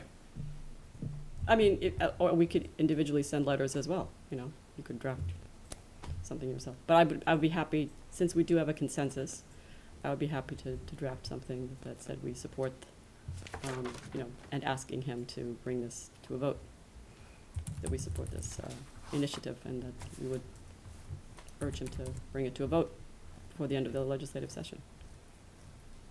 No problem. Everybody comfortable with that? All right. Volunteered. Okay. Thank And you. Chris, just to close the loop then? Yes. I also want to, we also agreed that we might hear back from Jen sometime. Future and- agenda item, yes. Yes, Not- future agenda item. Not and September, to- but later October. And to also add on, Yeah. look at the policy at that time, just to keep that on our calendar. Yeah. All right, thank you. Thank you, Susan, for bringing all the information forward. And Michelle and Zena. So next, we're back to something Lori teased us with earlier. Vote to increase ISS rates for FY19. And fortunately, Lori's already given you the overview, so I think we're just looking for a vote to approve the instructional support specialist rate for FY19 as presented. And Lori has given you both comparative data on page 20 in your packet, and the $5 increase from $85 a day to $90 a day. It's important to note that the ISS personnel are not full-time. They're, they work a day or 2, 3 days, something generally, Typically. so these 3 are days not, is the most, but sometimes there are exceptions. just in case people thought this was a full-time gig for somebody, it's not. Well, that's a good point. I'm not sure everybody, when you say it's a building substitute, Right. whether they're there every day. They're not every day, and that's why it's a per diem rate. Right, and every building gets a small allocation, depending on the size of the Yep. staff, how many there are and how many Right. hours. So a Typically, it school like goes from- Morocco, what did you have? So it ranges, elementary schools are typically, they get 12 days of ISS, so they could divide it up, but depending on the person and what they're able to give for time. It could be a 1-day assignment, 2-day, or up to 3. Middle and high school especially, they have 28 days, and the McCall has 18 days assigned. So if there are no other questions for Ms. Kirby, I'm happy to I was take. gonna say, I think Brian had one Go earlier. ahead. That I saved because Oh, yeah, please, yeah. So having recently done the charting the course training, one of the things, I know this is a very old discussion, but Worth bringing up again that of our peer communities listed on page 20 in the handbook, only 2 of them are actually our neighboring communities, and 3 of our neighboring communities aren't listed there. That would be Medford, Stoneham, and Woburn. Since we're talking about how much someone is making in the community, and they're obviously going to have a choice between working in our town or another town when they want to have one of these roles. It seems, I know it's an old discussion, I know it's one that's been beated around, but I think it's certainly something that was suggested at charting the course, that we look also at our, not just our peer communities, but our neighbor communities as we look at these I'm not sure all of our neighboring communities use the ISS model. Is that the issue, Lori? No, we're one of the few that has this building. Typically, it is the call-in that they have, so Brian's point is a good one. Okay. So you're asking to add those 3 communities to the list? I think to that's see? worth adding. Sure. Moving forward. Yeah. Even if we don't want to call them necessarily necessary, I don't know what we want to call them, but they are certainly our neighboring communities. Mm-hmm. I'm not saying I'm opposed to anything here, I just think that would be good data for future discussions of all sorts. Sure. So just, again, you said Woburn, Medford, and what was the other? Medford and Stoneham, I believe. Stoneham. I believe, I was looking at a map, and I believe those are the only remaining, Yep. Sure. Thank you. Does that prevent you voting on this today, Brian, or No, it can does we not. move for, okay. Great. So can I move to approve the instructional support specialist rate for FY19 as presented? Is there a second? I think Michelle. Second, Michelle? I second it, yeah. Okay. Any further discussion? All in favor? Aye. Aye. Aye. Thank you. And then a vote to increase substitute nurse pay for FY19. So we took another look at this. I had it in as a placeholder because one of the things that I often hear from our nurse leader is that she has a very difficult time getting substitute nurses, particularly long-term substitute nurses. But upon review, Lori thinks that we're competitive in terms of the region, and so we're not recommending any change for FY19. Okay. So, That's easy.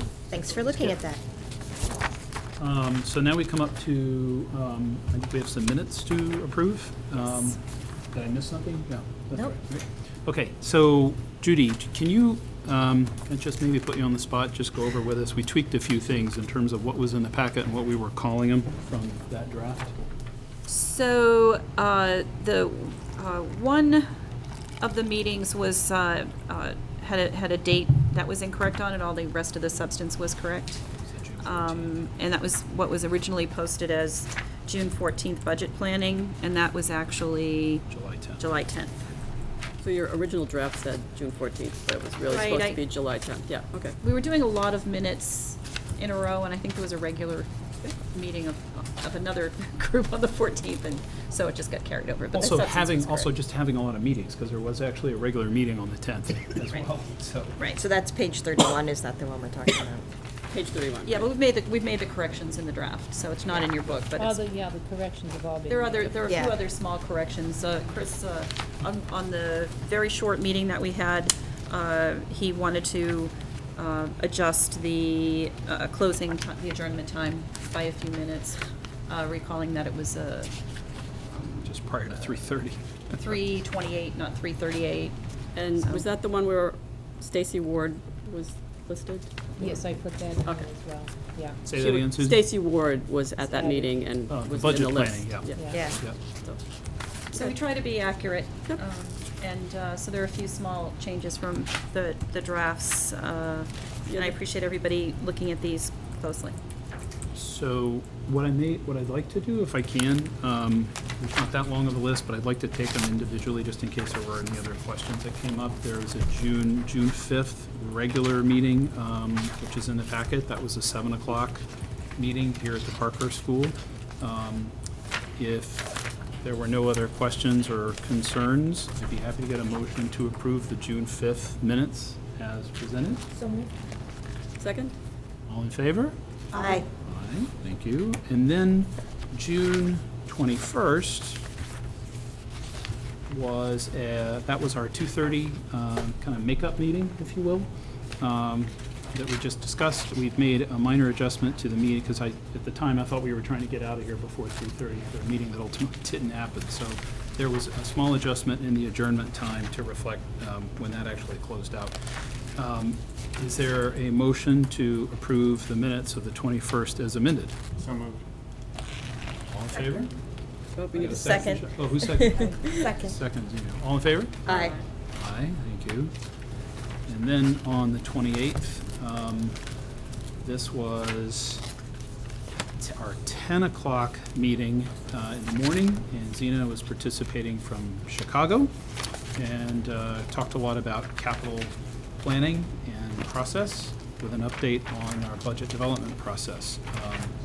Zena, thank you for participating by phone. Unless there are any other comments, happy to take a motion on those minutes of the 28th. So moved. Second. All in favor? Aye. Aye. And then, let's go to regular meeting on July 10th. You want the budget planning meeting? 'cause Well, that's you've the got them in morning? order here on the agenda, budget planning. Okay. But we take them whatever order you want. Okay. So, we had a meeting at 6 o'clock, July 10th, here at the Parkhurst School. Frida, the only thing I saw was on page 44 of our packet. There's just a typo in the link to the website, but that's, it's just a typo. On are we doing the budget planning or? No, regular meeting. On Page 43. 45, it's really, I think I said, at the very, very second to last sentence, I think I said, What paragraph are you on? last paragraph, second to last sentence, I believe I said most likely capital has approximately $1.5 million. I meant to say that. If the record says that I said 1 million, I meant to say about 1.5, because that's what they had last year. So I was thinking it'd be about what it was last year. Okay. Okay. I thought that showed up. Let me go back.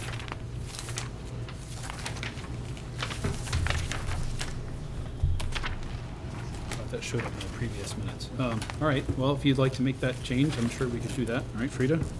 Yep. 1.5 for Brian. Okay. Is there a motion to approve the regular meeting minutes of July 10th as amended? So moved. All in favor? Wait, second. I second that. Second. Oh, okay. Second. Who seconded? Oh, it doesn't matter. I think it was I Zena. thought he moved and she seconded. Yeah. I think we Oh, both all right. moved It was and that seconded side of the table, I'm simultaneously. sorry. I never, We good, Frida? I'm good. And mine, no. All in favor? Exactly. Okay, and then we go to the budget planning working group meeting that originally was shown as the 14th. Right, so just substitute the date of That On meeting, page July 31. 10th. It's on 31. page 31. that meeting was in the morning at Town Hall. Thank you to Susan and Michelle for coming. All those in favor of You need the... a motion. Motion to approve? Yeah, so, Go ahead. Motion to approve as amended, as amended. yeah. second. Second. Oh, Susan got it. We're just really in a hurry. All in It's favor? okay. Aye. 1, 2, 3, 4, 5. Thank you. Okay, capital planning priorities for FY '20. I think I missed a great tour yesterday of some of our school buildings that Mr. Lawson led. Who would like to present? Do we go to you, Judy, or Brian? Brian, I think would be great. You ready? So we had a fantastic tour actually with Pete Lawson, and we went to McCall and we looked at project, the numbers, the rankings. We didn't go in order of the rankings. We went in geographical Yeah. order. Right. So we looked at masonry, right? We looked at the masonry, which is number. I just want to make sure I get the numbers correct. Why am I'm slow on this? 4? That's the fourth ranking. Right. We went and looked at the masonry there and all the work that would need to be done. That is ranked number 4. It's a $60,000 project for schematic design, and then coming out of that schematic design would be a different, larger number for what the actual work would be for that. So we went from there across the street to Lincoln. We looked at the exterior maintenance, repairs of flat work, stairs and walkway. That's ranked to number 3. That is for $50,000. That is not schematic design. That is money to do work.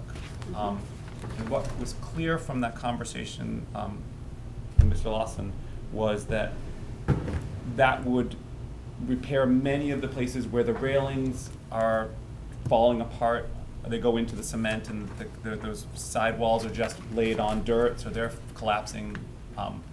It would repair, he would be used to do as much work as possible. So it's not clear, and I'm working on, hopefully we can get a slightly better scope of exactly what would be done. It was get as much done as possible with that amount of money. So.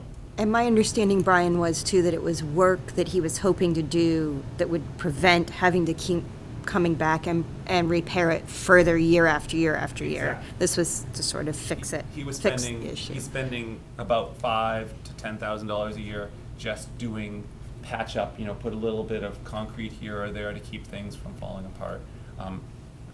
Before my time, but it sounds like the work at the end of that project was a bit of a It was difficult. difficult. That's a good way of putting it. So it's fair to say what Pete wants to do is just rip it all out, excavate, pour footings, and then pour concrete back, and it won't As move. much as he can, yes. Right. From there, we went over to Lynch, and we looked at the highest priority for him, and for us right now, which is the cafeteria floor and ceiling abatement and replacement for $100,000. That's number one. That is to, and we've talked about all of these. I'm not trying to go over what we haven't already talked about, but we actually got to see firsthand what would be done. We got to see what the state of the floor. I don't know. I don't always look down, and looking down was quite disturbing when you look down at the state of that floor. Usually I'm trying to look up and look out, but that floor is really falling apart.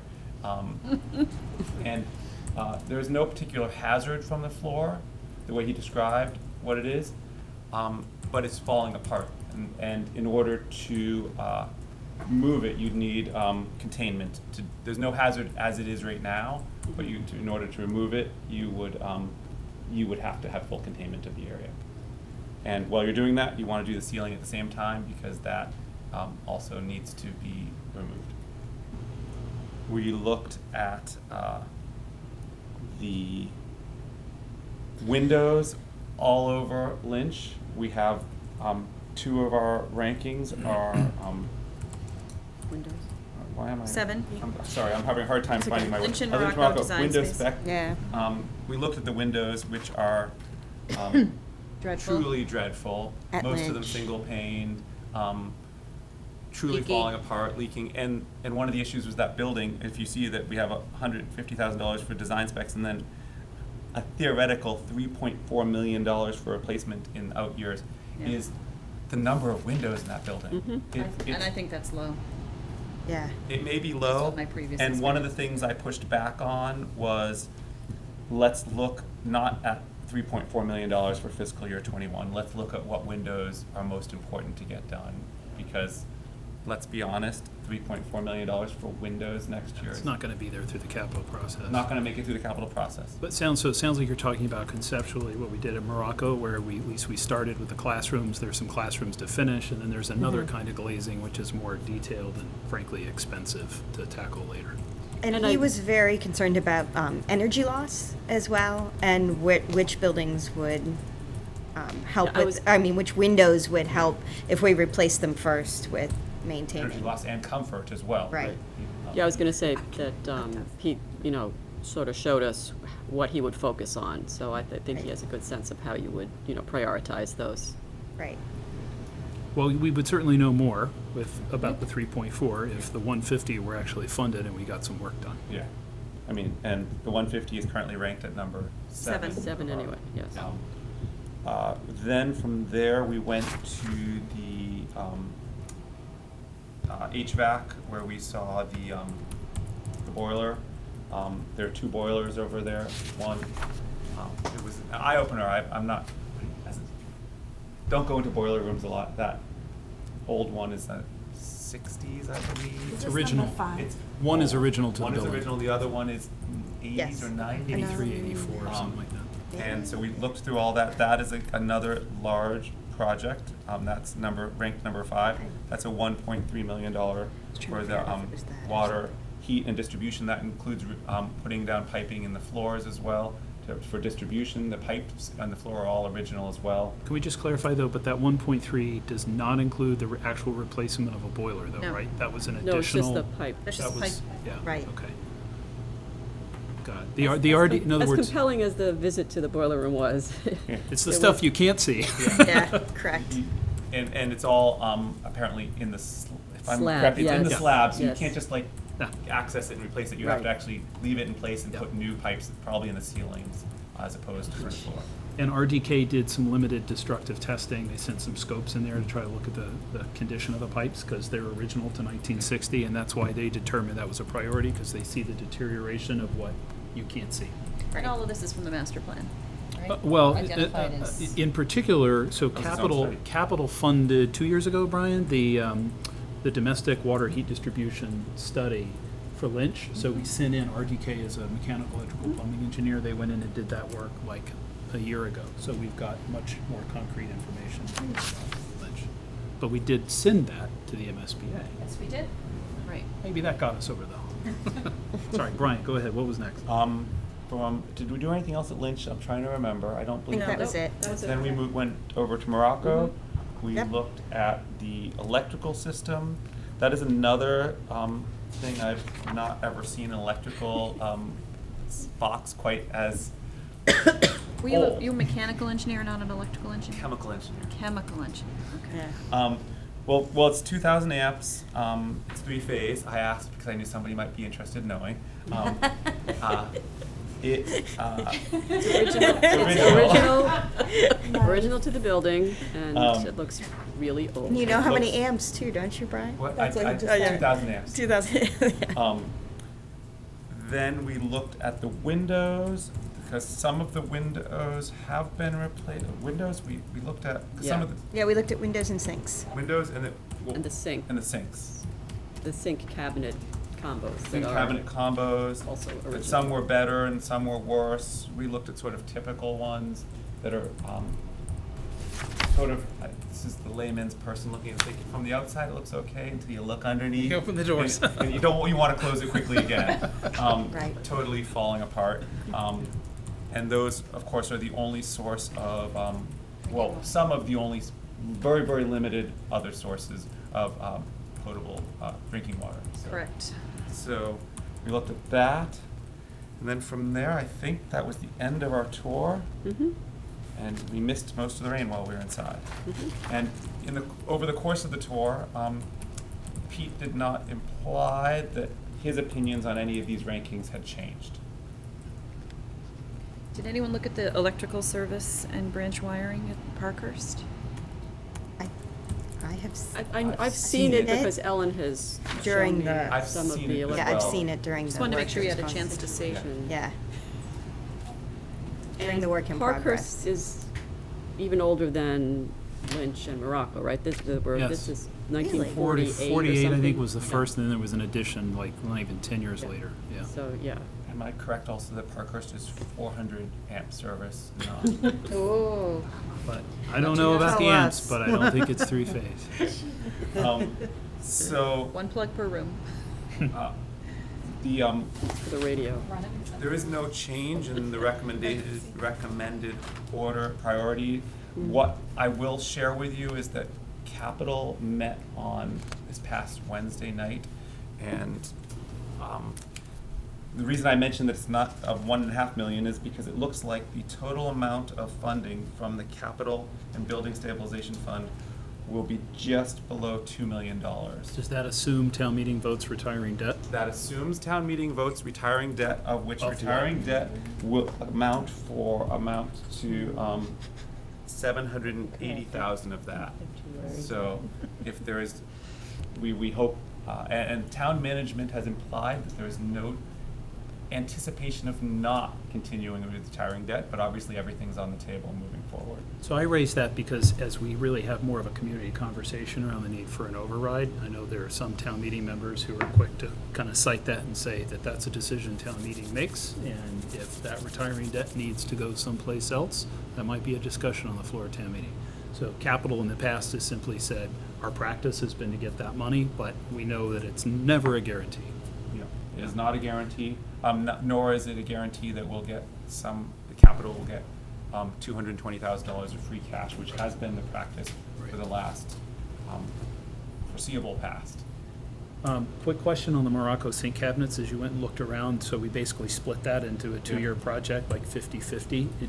When you actually looked at them, did you feel like that was the right split? Like, are there 10 of them, 9 of them, whatever, really you'd like to replace quickly? So to be fair for the tour, we did not look at all 20, however many. No, we did not look at We looked all. at Looked at representative representative samples. samples. So Okay. I don't know that I can answer that exactly, other than to say that getting half of them done this next year and half the following year would be better than getting none of them done.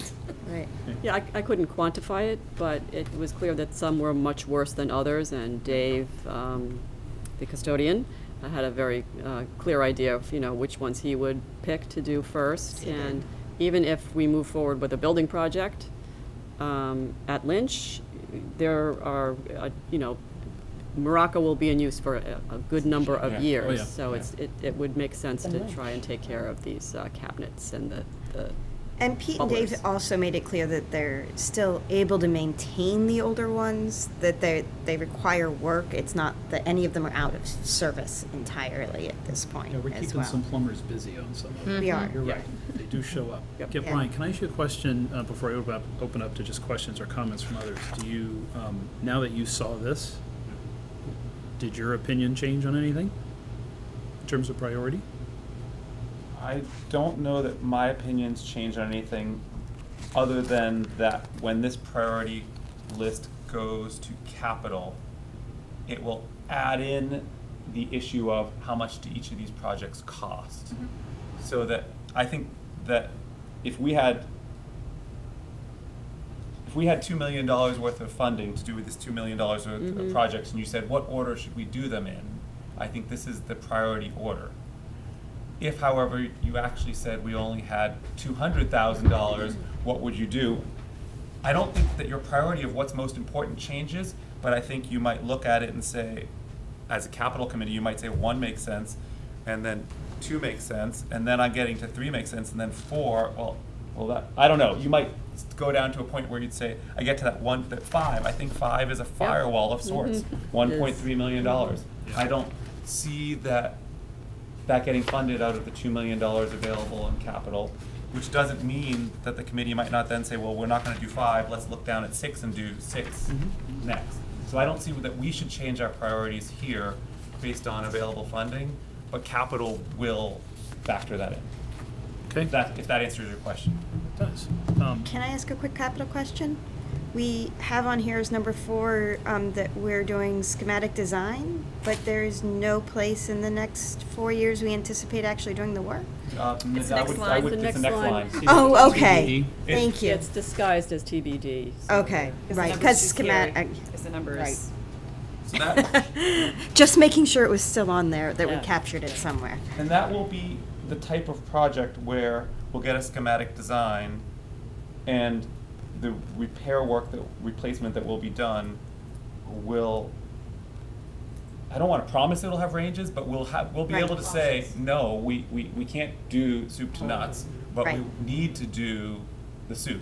Right, So, right. From looking at the front of McCall, there were definitely different areas that had different, I'm very concerned about the Concerns. stairs to Stairs. the. right, the the stairs. stairs were. Stairs are That, unsafe. Yeah. they're unsafe, whereas other aspects of it are deteriorating the building, but not unsafe.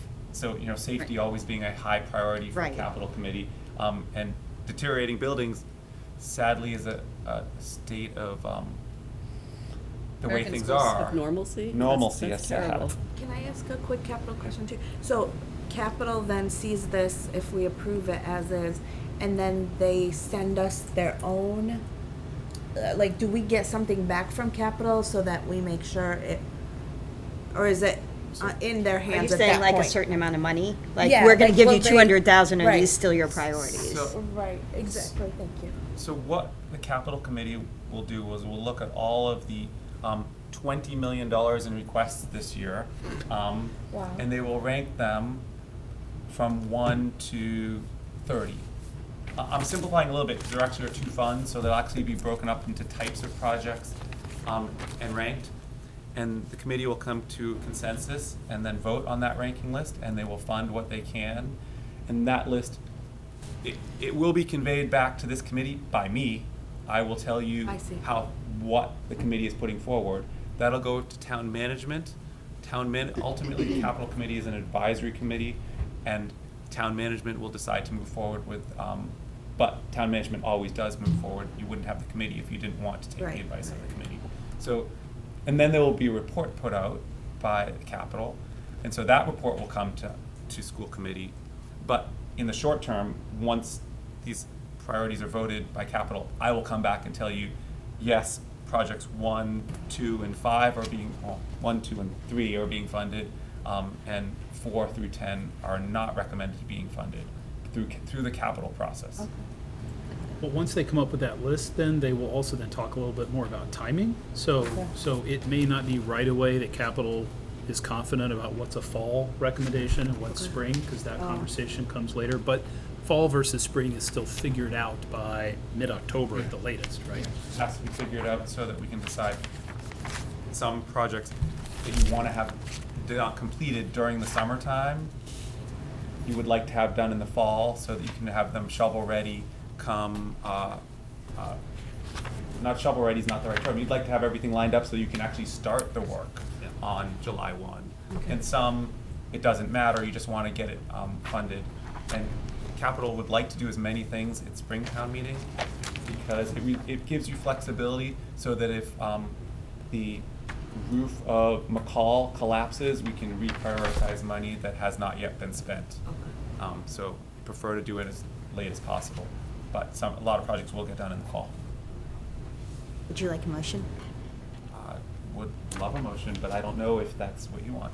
I'm just going to ask Judy, do you have any comments before we take a motion on what's presented? I just appreciate the extra effort that school committee members went to visit school sites and talk to DPW. We partner closely with them, we respect their opinion, and so I think it really does help inform your decision. Glad we have 10 items prioritized, it gives capital some flexibility. I'll always be open to going to speak to capital and sharing where our priorities are. So thank you for all the extra work. I think this new process has given us a better, more informed decision-making process than the one we've used in the past. So it's worked well for us. Good. I just want to clarify also before we take a motion that we took off the Parkhurst elevator and the Mystic elevator from this list, not because that's no longer a priority, but because we were able to confirm with Meg separate funding through the ADA line for that. I'll talk about that more in a few minutes. So is there a motion to accept the FY20 capital planning priorities as presented? So moved. Second. Further discussion? All in favor? Aye. Thank you very much. Thank you, Brian. All By the way, right. I'd like to just share that I got a fortune cookie that said, "Do not spend money that you don't have." I thought that was apropos to capital process. Can I just make a quick suggestion? Just think about before I spending forget? money. Just going through this and made my own list from 1 to 10 of what these projects were, just so I could solidify them in my mind. If you next year, maybe could do that to bring to the table, I think it would help us, right? Instead of Instead of copying alphabetical, the three pages. Okay. Just when you get to this point, Absolutely. Yeah, Absolutely. okay, thank you. Good idea. Because jumping around trying to figure it out alphabetically is. I actually had it already. Yeah, okay. All right. All right, next up, last action item is a vote to approve a lease for the Mystic School. So just to reiterate, the parties to the lease who actually execute the lease are the town manager on behalf of the town and the executive director, in this case of Kids Corner, that responded to the RFP. The school committee, because it's a school building, we are given the opportunity to sort of review the terms of the lease, and then the chair's signature just indicates where we've reviewed the terms of the lease, we're okay with the general terms of the lease. The execution really is between the town and the tenant. The school committee has seen this before. There is an amendment before you at the table, which I don't know if everybody's had a chance to see. There is a section on this lease, it's section 7.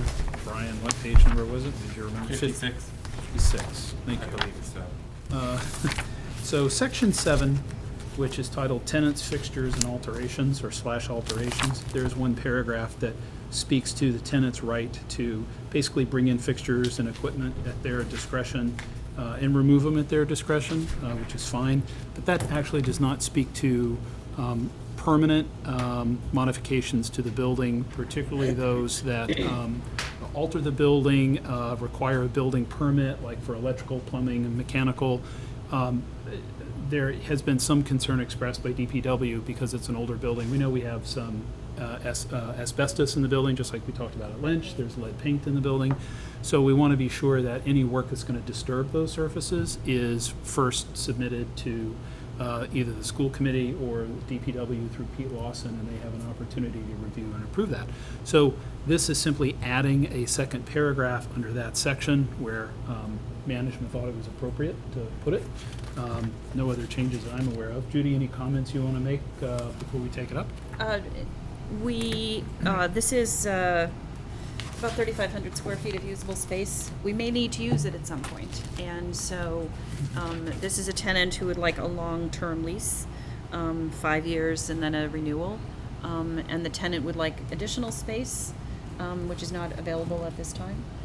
So I want to commend Ellen and Meg White for working to process the RFP. We had one respondent as the current tenant. We'd like to retain the current tenant.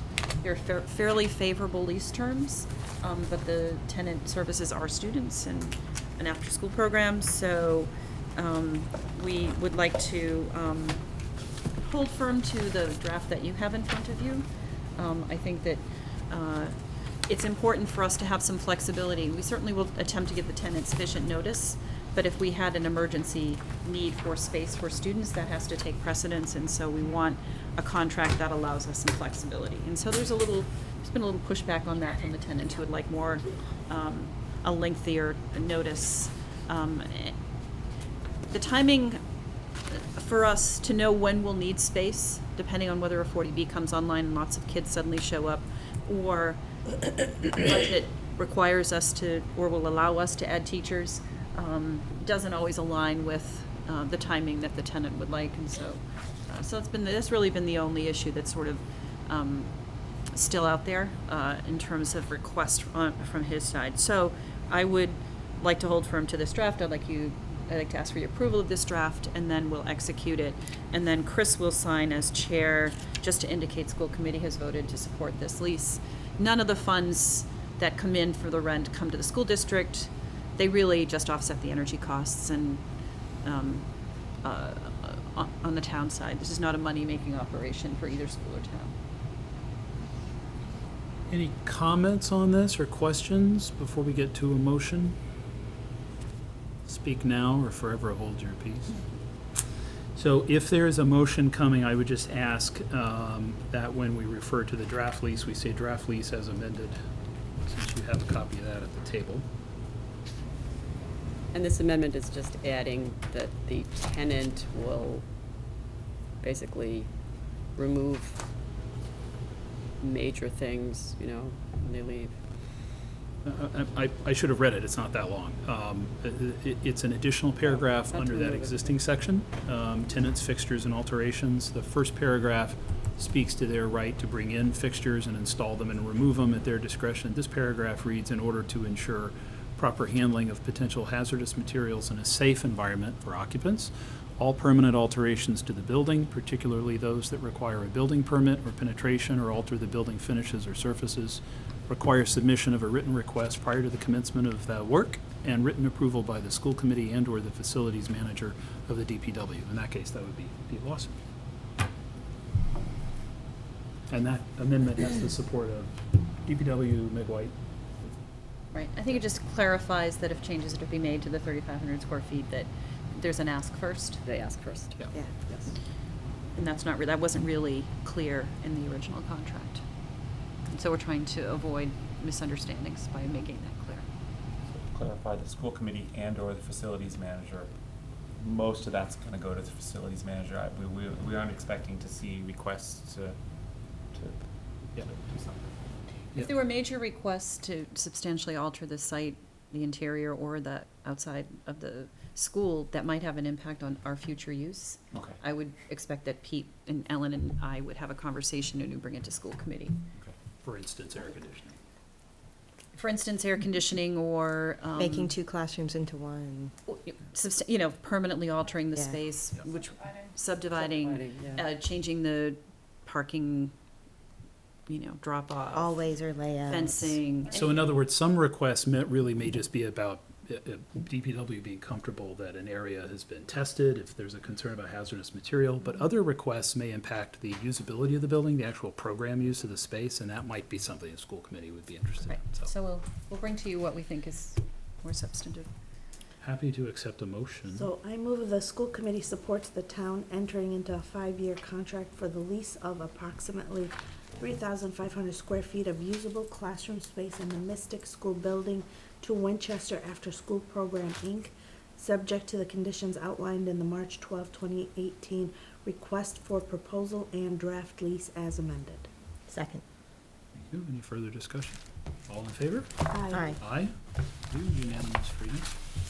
Thank you all very much. I just had one brief item under chair report, again, in the frame of sort of our buildings. So there was another tour yesterday. We met with CBI, who's the architect who was selected for the elevator design for Parkhurst and for Mystic. Met them here yesterday. Ellen was part of that. Appreciate that. Meg was here. So they toured the building once more, took a little more, notes and had some good questions. Did the same over at the Mystic School. We also confirmed a schedule for the work. So we are starting this a little bit later than we had originally liked, but we were encouraged to hear they may have some schematic options in as little as 4 weeks. So we did outline kind of the capital calendar that Brian was describing earlier. So we're hopeful we actually, Brian, may be able to plug into the capital process through that, the ADA funding line. We'll see how that goes and let you know. That's all I had. Superintendent's report, I've got a couple of items to share with you. I met with Chris Nelson from the rec department this week. We expect to post the applications for the wraparound care program by Friday of this week. I will send out a notice to families around that. And I think we have some good planning in place. We're still looking for some staff members. If you know of someone who is interested, Lori has posted it on School Spring, so people can apply or they can contact the rec department directly if they'd like to work either before or after school to support the wraparound program. So the information we promised to come up by August 1st will actually come up end of this week. So we're in good shape for that. Woohoo, nicely So done. it's on School Spring, but the employer is rec. Is Winrec. We're just Right? collecting, Yeah. Correct. School We're Spring. Just broadcasting. Yes, and It's I a made it national- every Yeah. place I could put it. Cool. Contact. Thank Right, you. it's, we're just using, there's no additional cost to us to use it as advertisement, and it's a school. You're just advertising. We're just advertising for them, so it's an easy way for people to access it. They'll also be able to contact the rec department directly. I went to the zoning board of appeal meeting last night. Was very well attended. The primary item of interest to school committee would be the appeal of the Knowlesfield light installation as a zoning violation. I believe that there was a discussion over a couple of meetings, and the zoning board voted to reject the appeal and essentially support the building permit application for the installation of the lights, because they deemed that the lights are part of the educational program, as they are on our field and used primarily by our students for our interscholastic sports programs. Thank you for taking the time to be there. Thank you for the letter that you wrote. You shared that with the committee the other day. Really appreciate that. Happy to do that and happy to have the lights moving forward. The zoning board also put in a restriction that the immediate abutters would have some mitigation in terms of light spillage, some provisions for that, and so. Some screen, some Does that come out screenage. of our budget? No. And that's town. I had intended sometime this summer to bring the middle school principal, James Lynn, and Jason Levine, the new Director of Counseling, Health, and Wellness, to meet you. Because of scheduling conflicts, I think they'll come to the first September meeting instead. And there'll be more people around then, and so we can welcome them warmly then, so they'll be coming then. I also sent out a doodle poll for our annual leadership team school committee goals meeting where we meet over a light dinner. And it looks like there's pretty strong consensus that we'd like to meet at 5 p.m. on that first September meeting, which I think is the 11th. And so I think if you can just, put that in your calendars now, I will send a confirmation once I hear from the rest of the leadership team. That's been a very well-received event where there's some time for you to meet with all of the leadership team members, which are the 7 principals and the central office team, and for us to talk about district goals and improvement. We still plan on doing that in the PD room? We can do it in the PD room, or we could go somewhere else. Okay. We have 13 members of the leadership team and then 5 of you, so. Okay. So open to suggestions on that, and but I just wanted you to hold the date, and that's all I have for now. Future agenda items, we have one to add tonight. So we have a report on IMCAS testing and accountability changes for the upcoming school year. We're expecting, actually, Ellen or Judy, do we know if Town Hall visited? Any pending recommendation on the lacrosse wall coming? I've heard nothing. Okay. Well, it should be coming soon. We've talked about getting a spring athletics report. It's not listed here, but I know it was in the minutes earlier. We've also talked about having an update on fundraising and Booster Club kind of relations and revisiting our policies. So we can add that, Judy. Yep. Technology plan update. On the solar PPA proposal, we're hopeful to get something coming in from Susan McPhee and her team. They did present to the EFPBC. EFPBC is working with, I understand they've actually found the original structural engineer of the gym to do some preliminary evaluation, so hard to beat that. Hoping that that we'll have some initial calculations very soon to keep that sort of moving forward, which we'd like to do.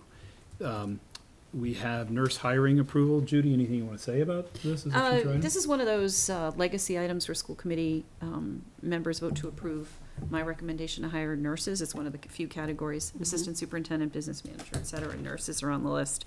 We'll have a new nurse at Lincoln School. Yes.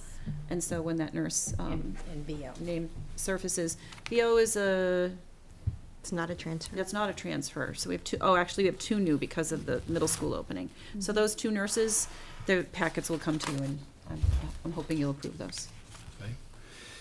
District goals and improvement plan, and then we also, we're adding one tonight, Michelle, from our earlier discussion around the Healthy Youth Act. I'm going to look to you in terms of what we want to call this report.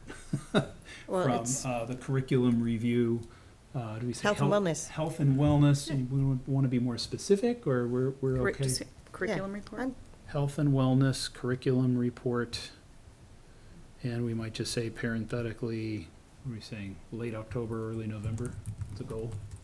That's, Jen, you said early November? I'd like to talk to Jason before we commit let's to not put a date. something, but I was Okay. just kind Say of. fall. I just tried to push. Yep. It's okay. Fall, late fall. Okay, next meeting date, August 14th. We do have a reason for executive session tonight. We need to adjourn to executive for the purpose of reviewing executive session minutes for negotiations subcommittee and our discussion of Unit A contract negotiations. So we need a roll call vote for that. I will look to Zena first. Aye. Aye. Aye? Aye. Aye. Aye. Right, and you'll return to open session only for purposes of adjournment. We will. Thank you very much.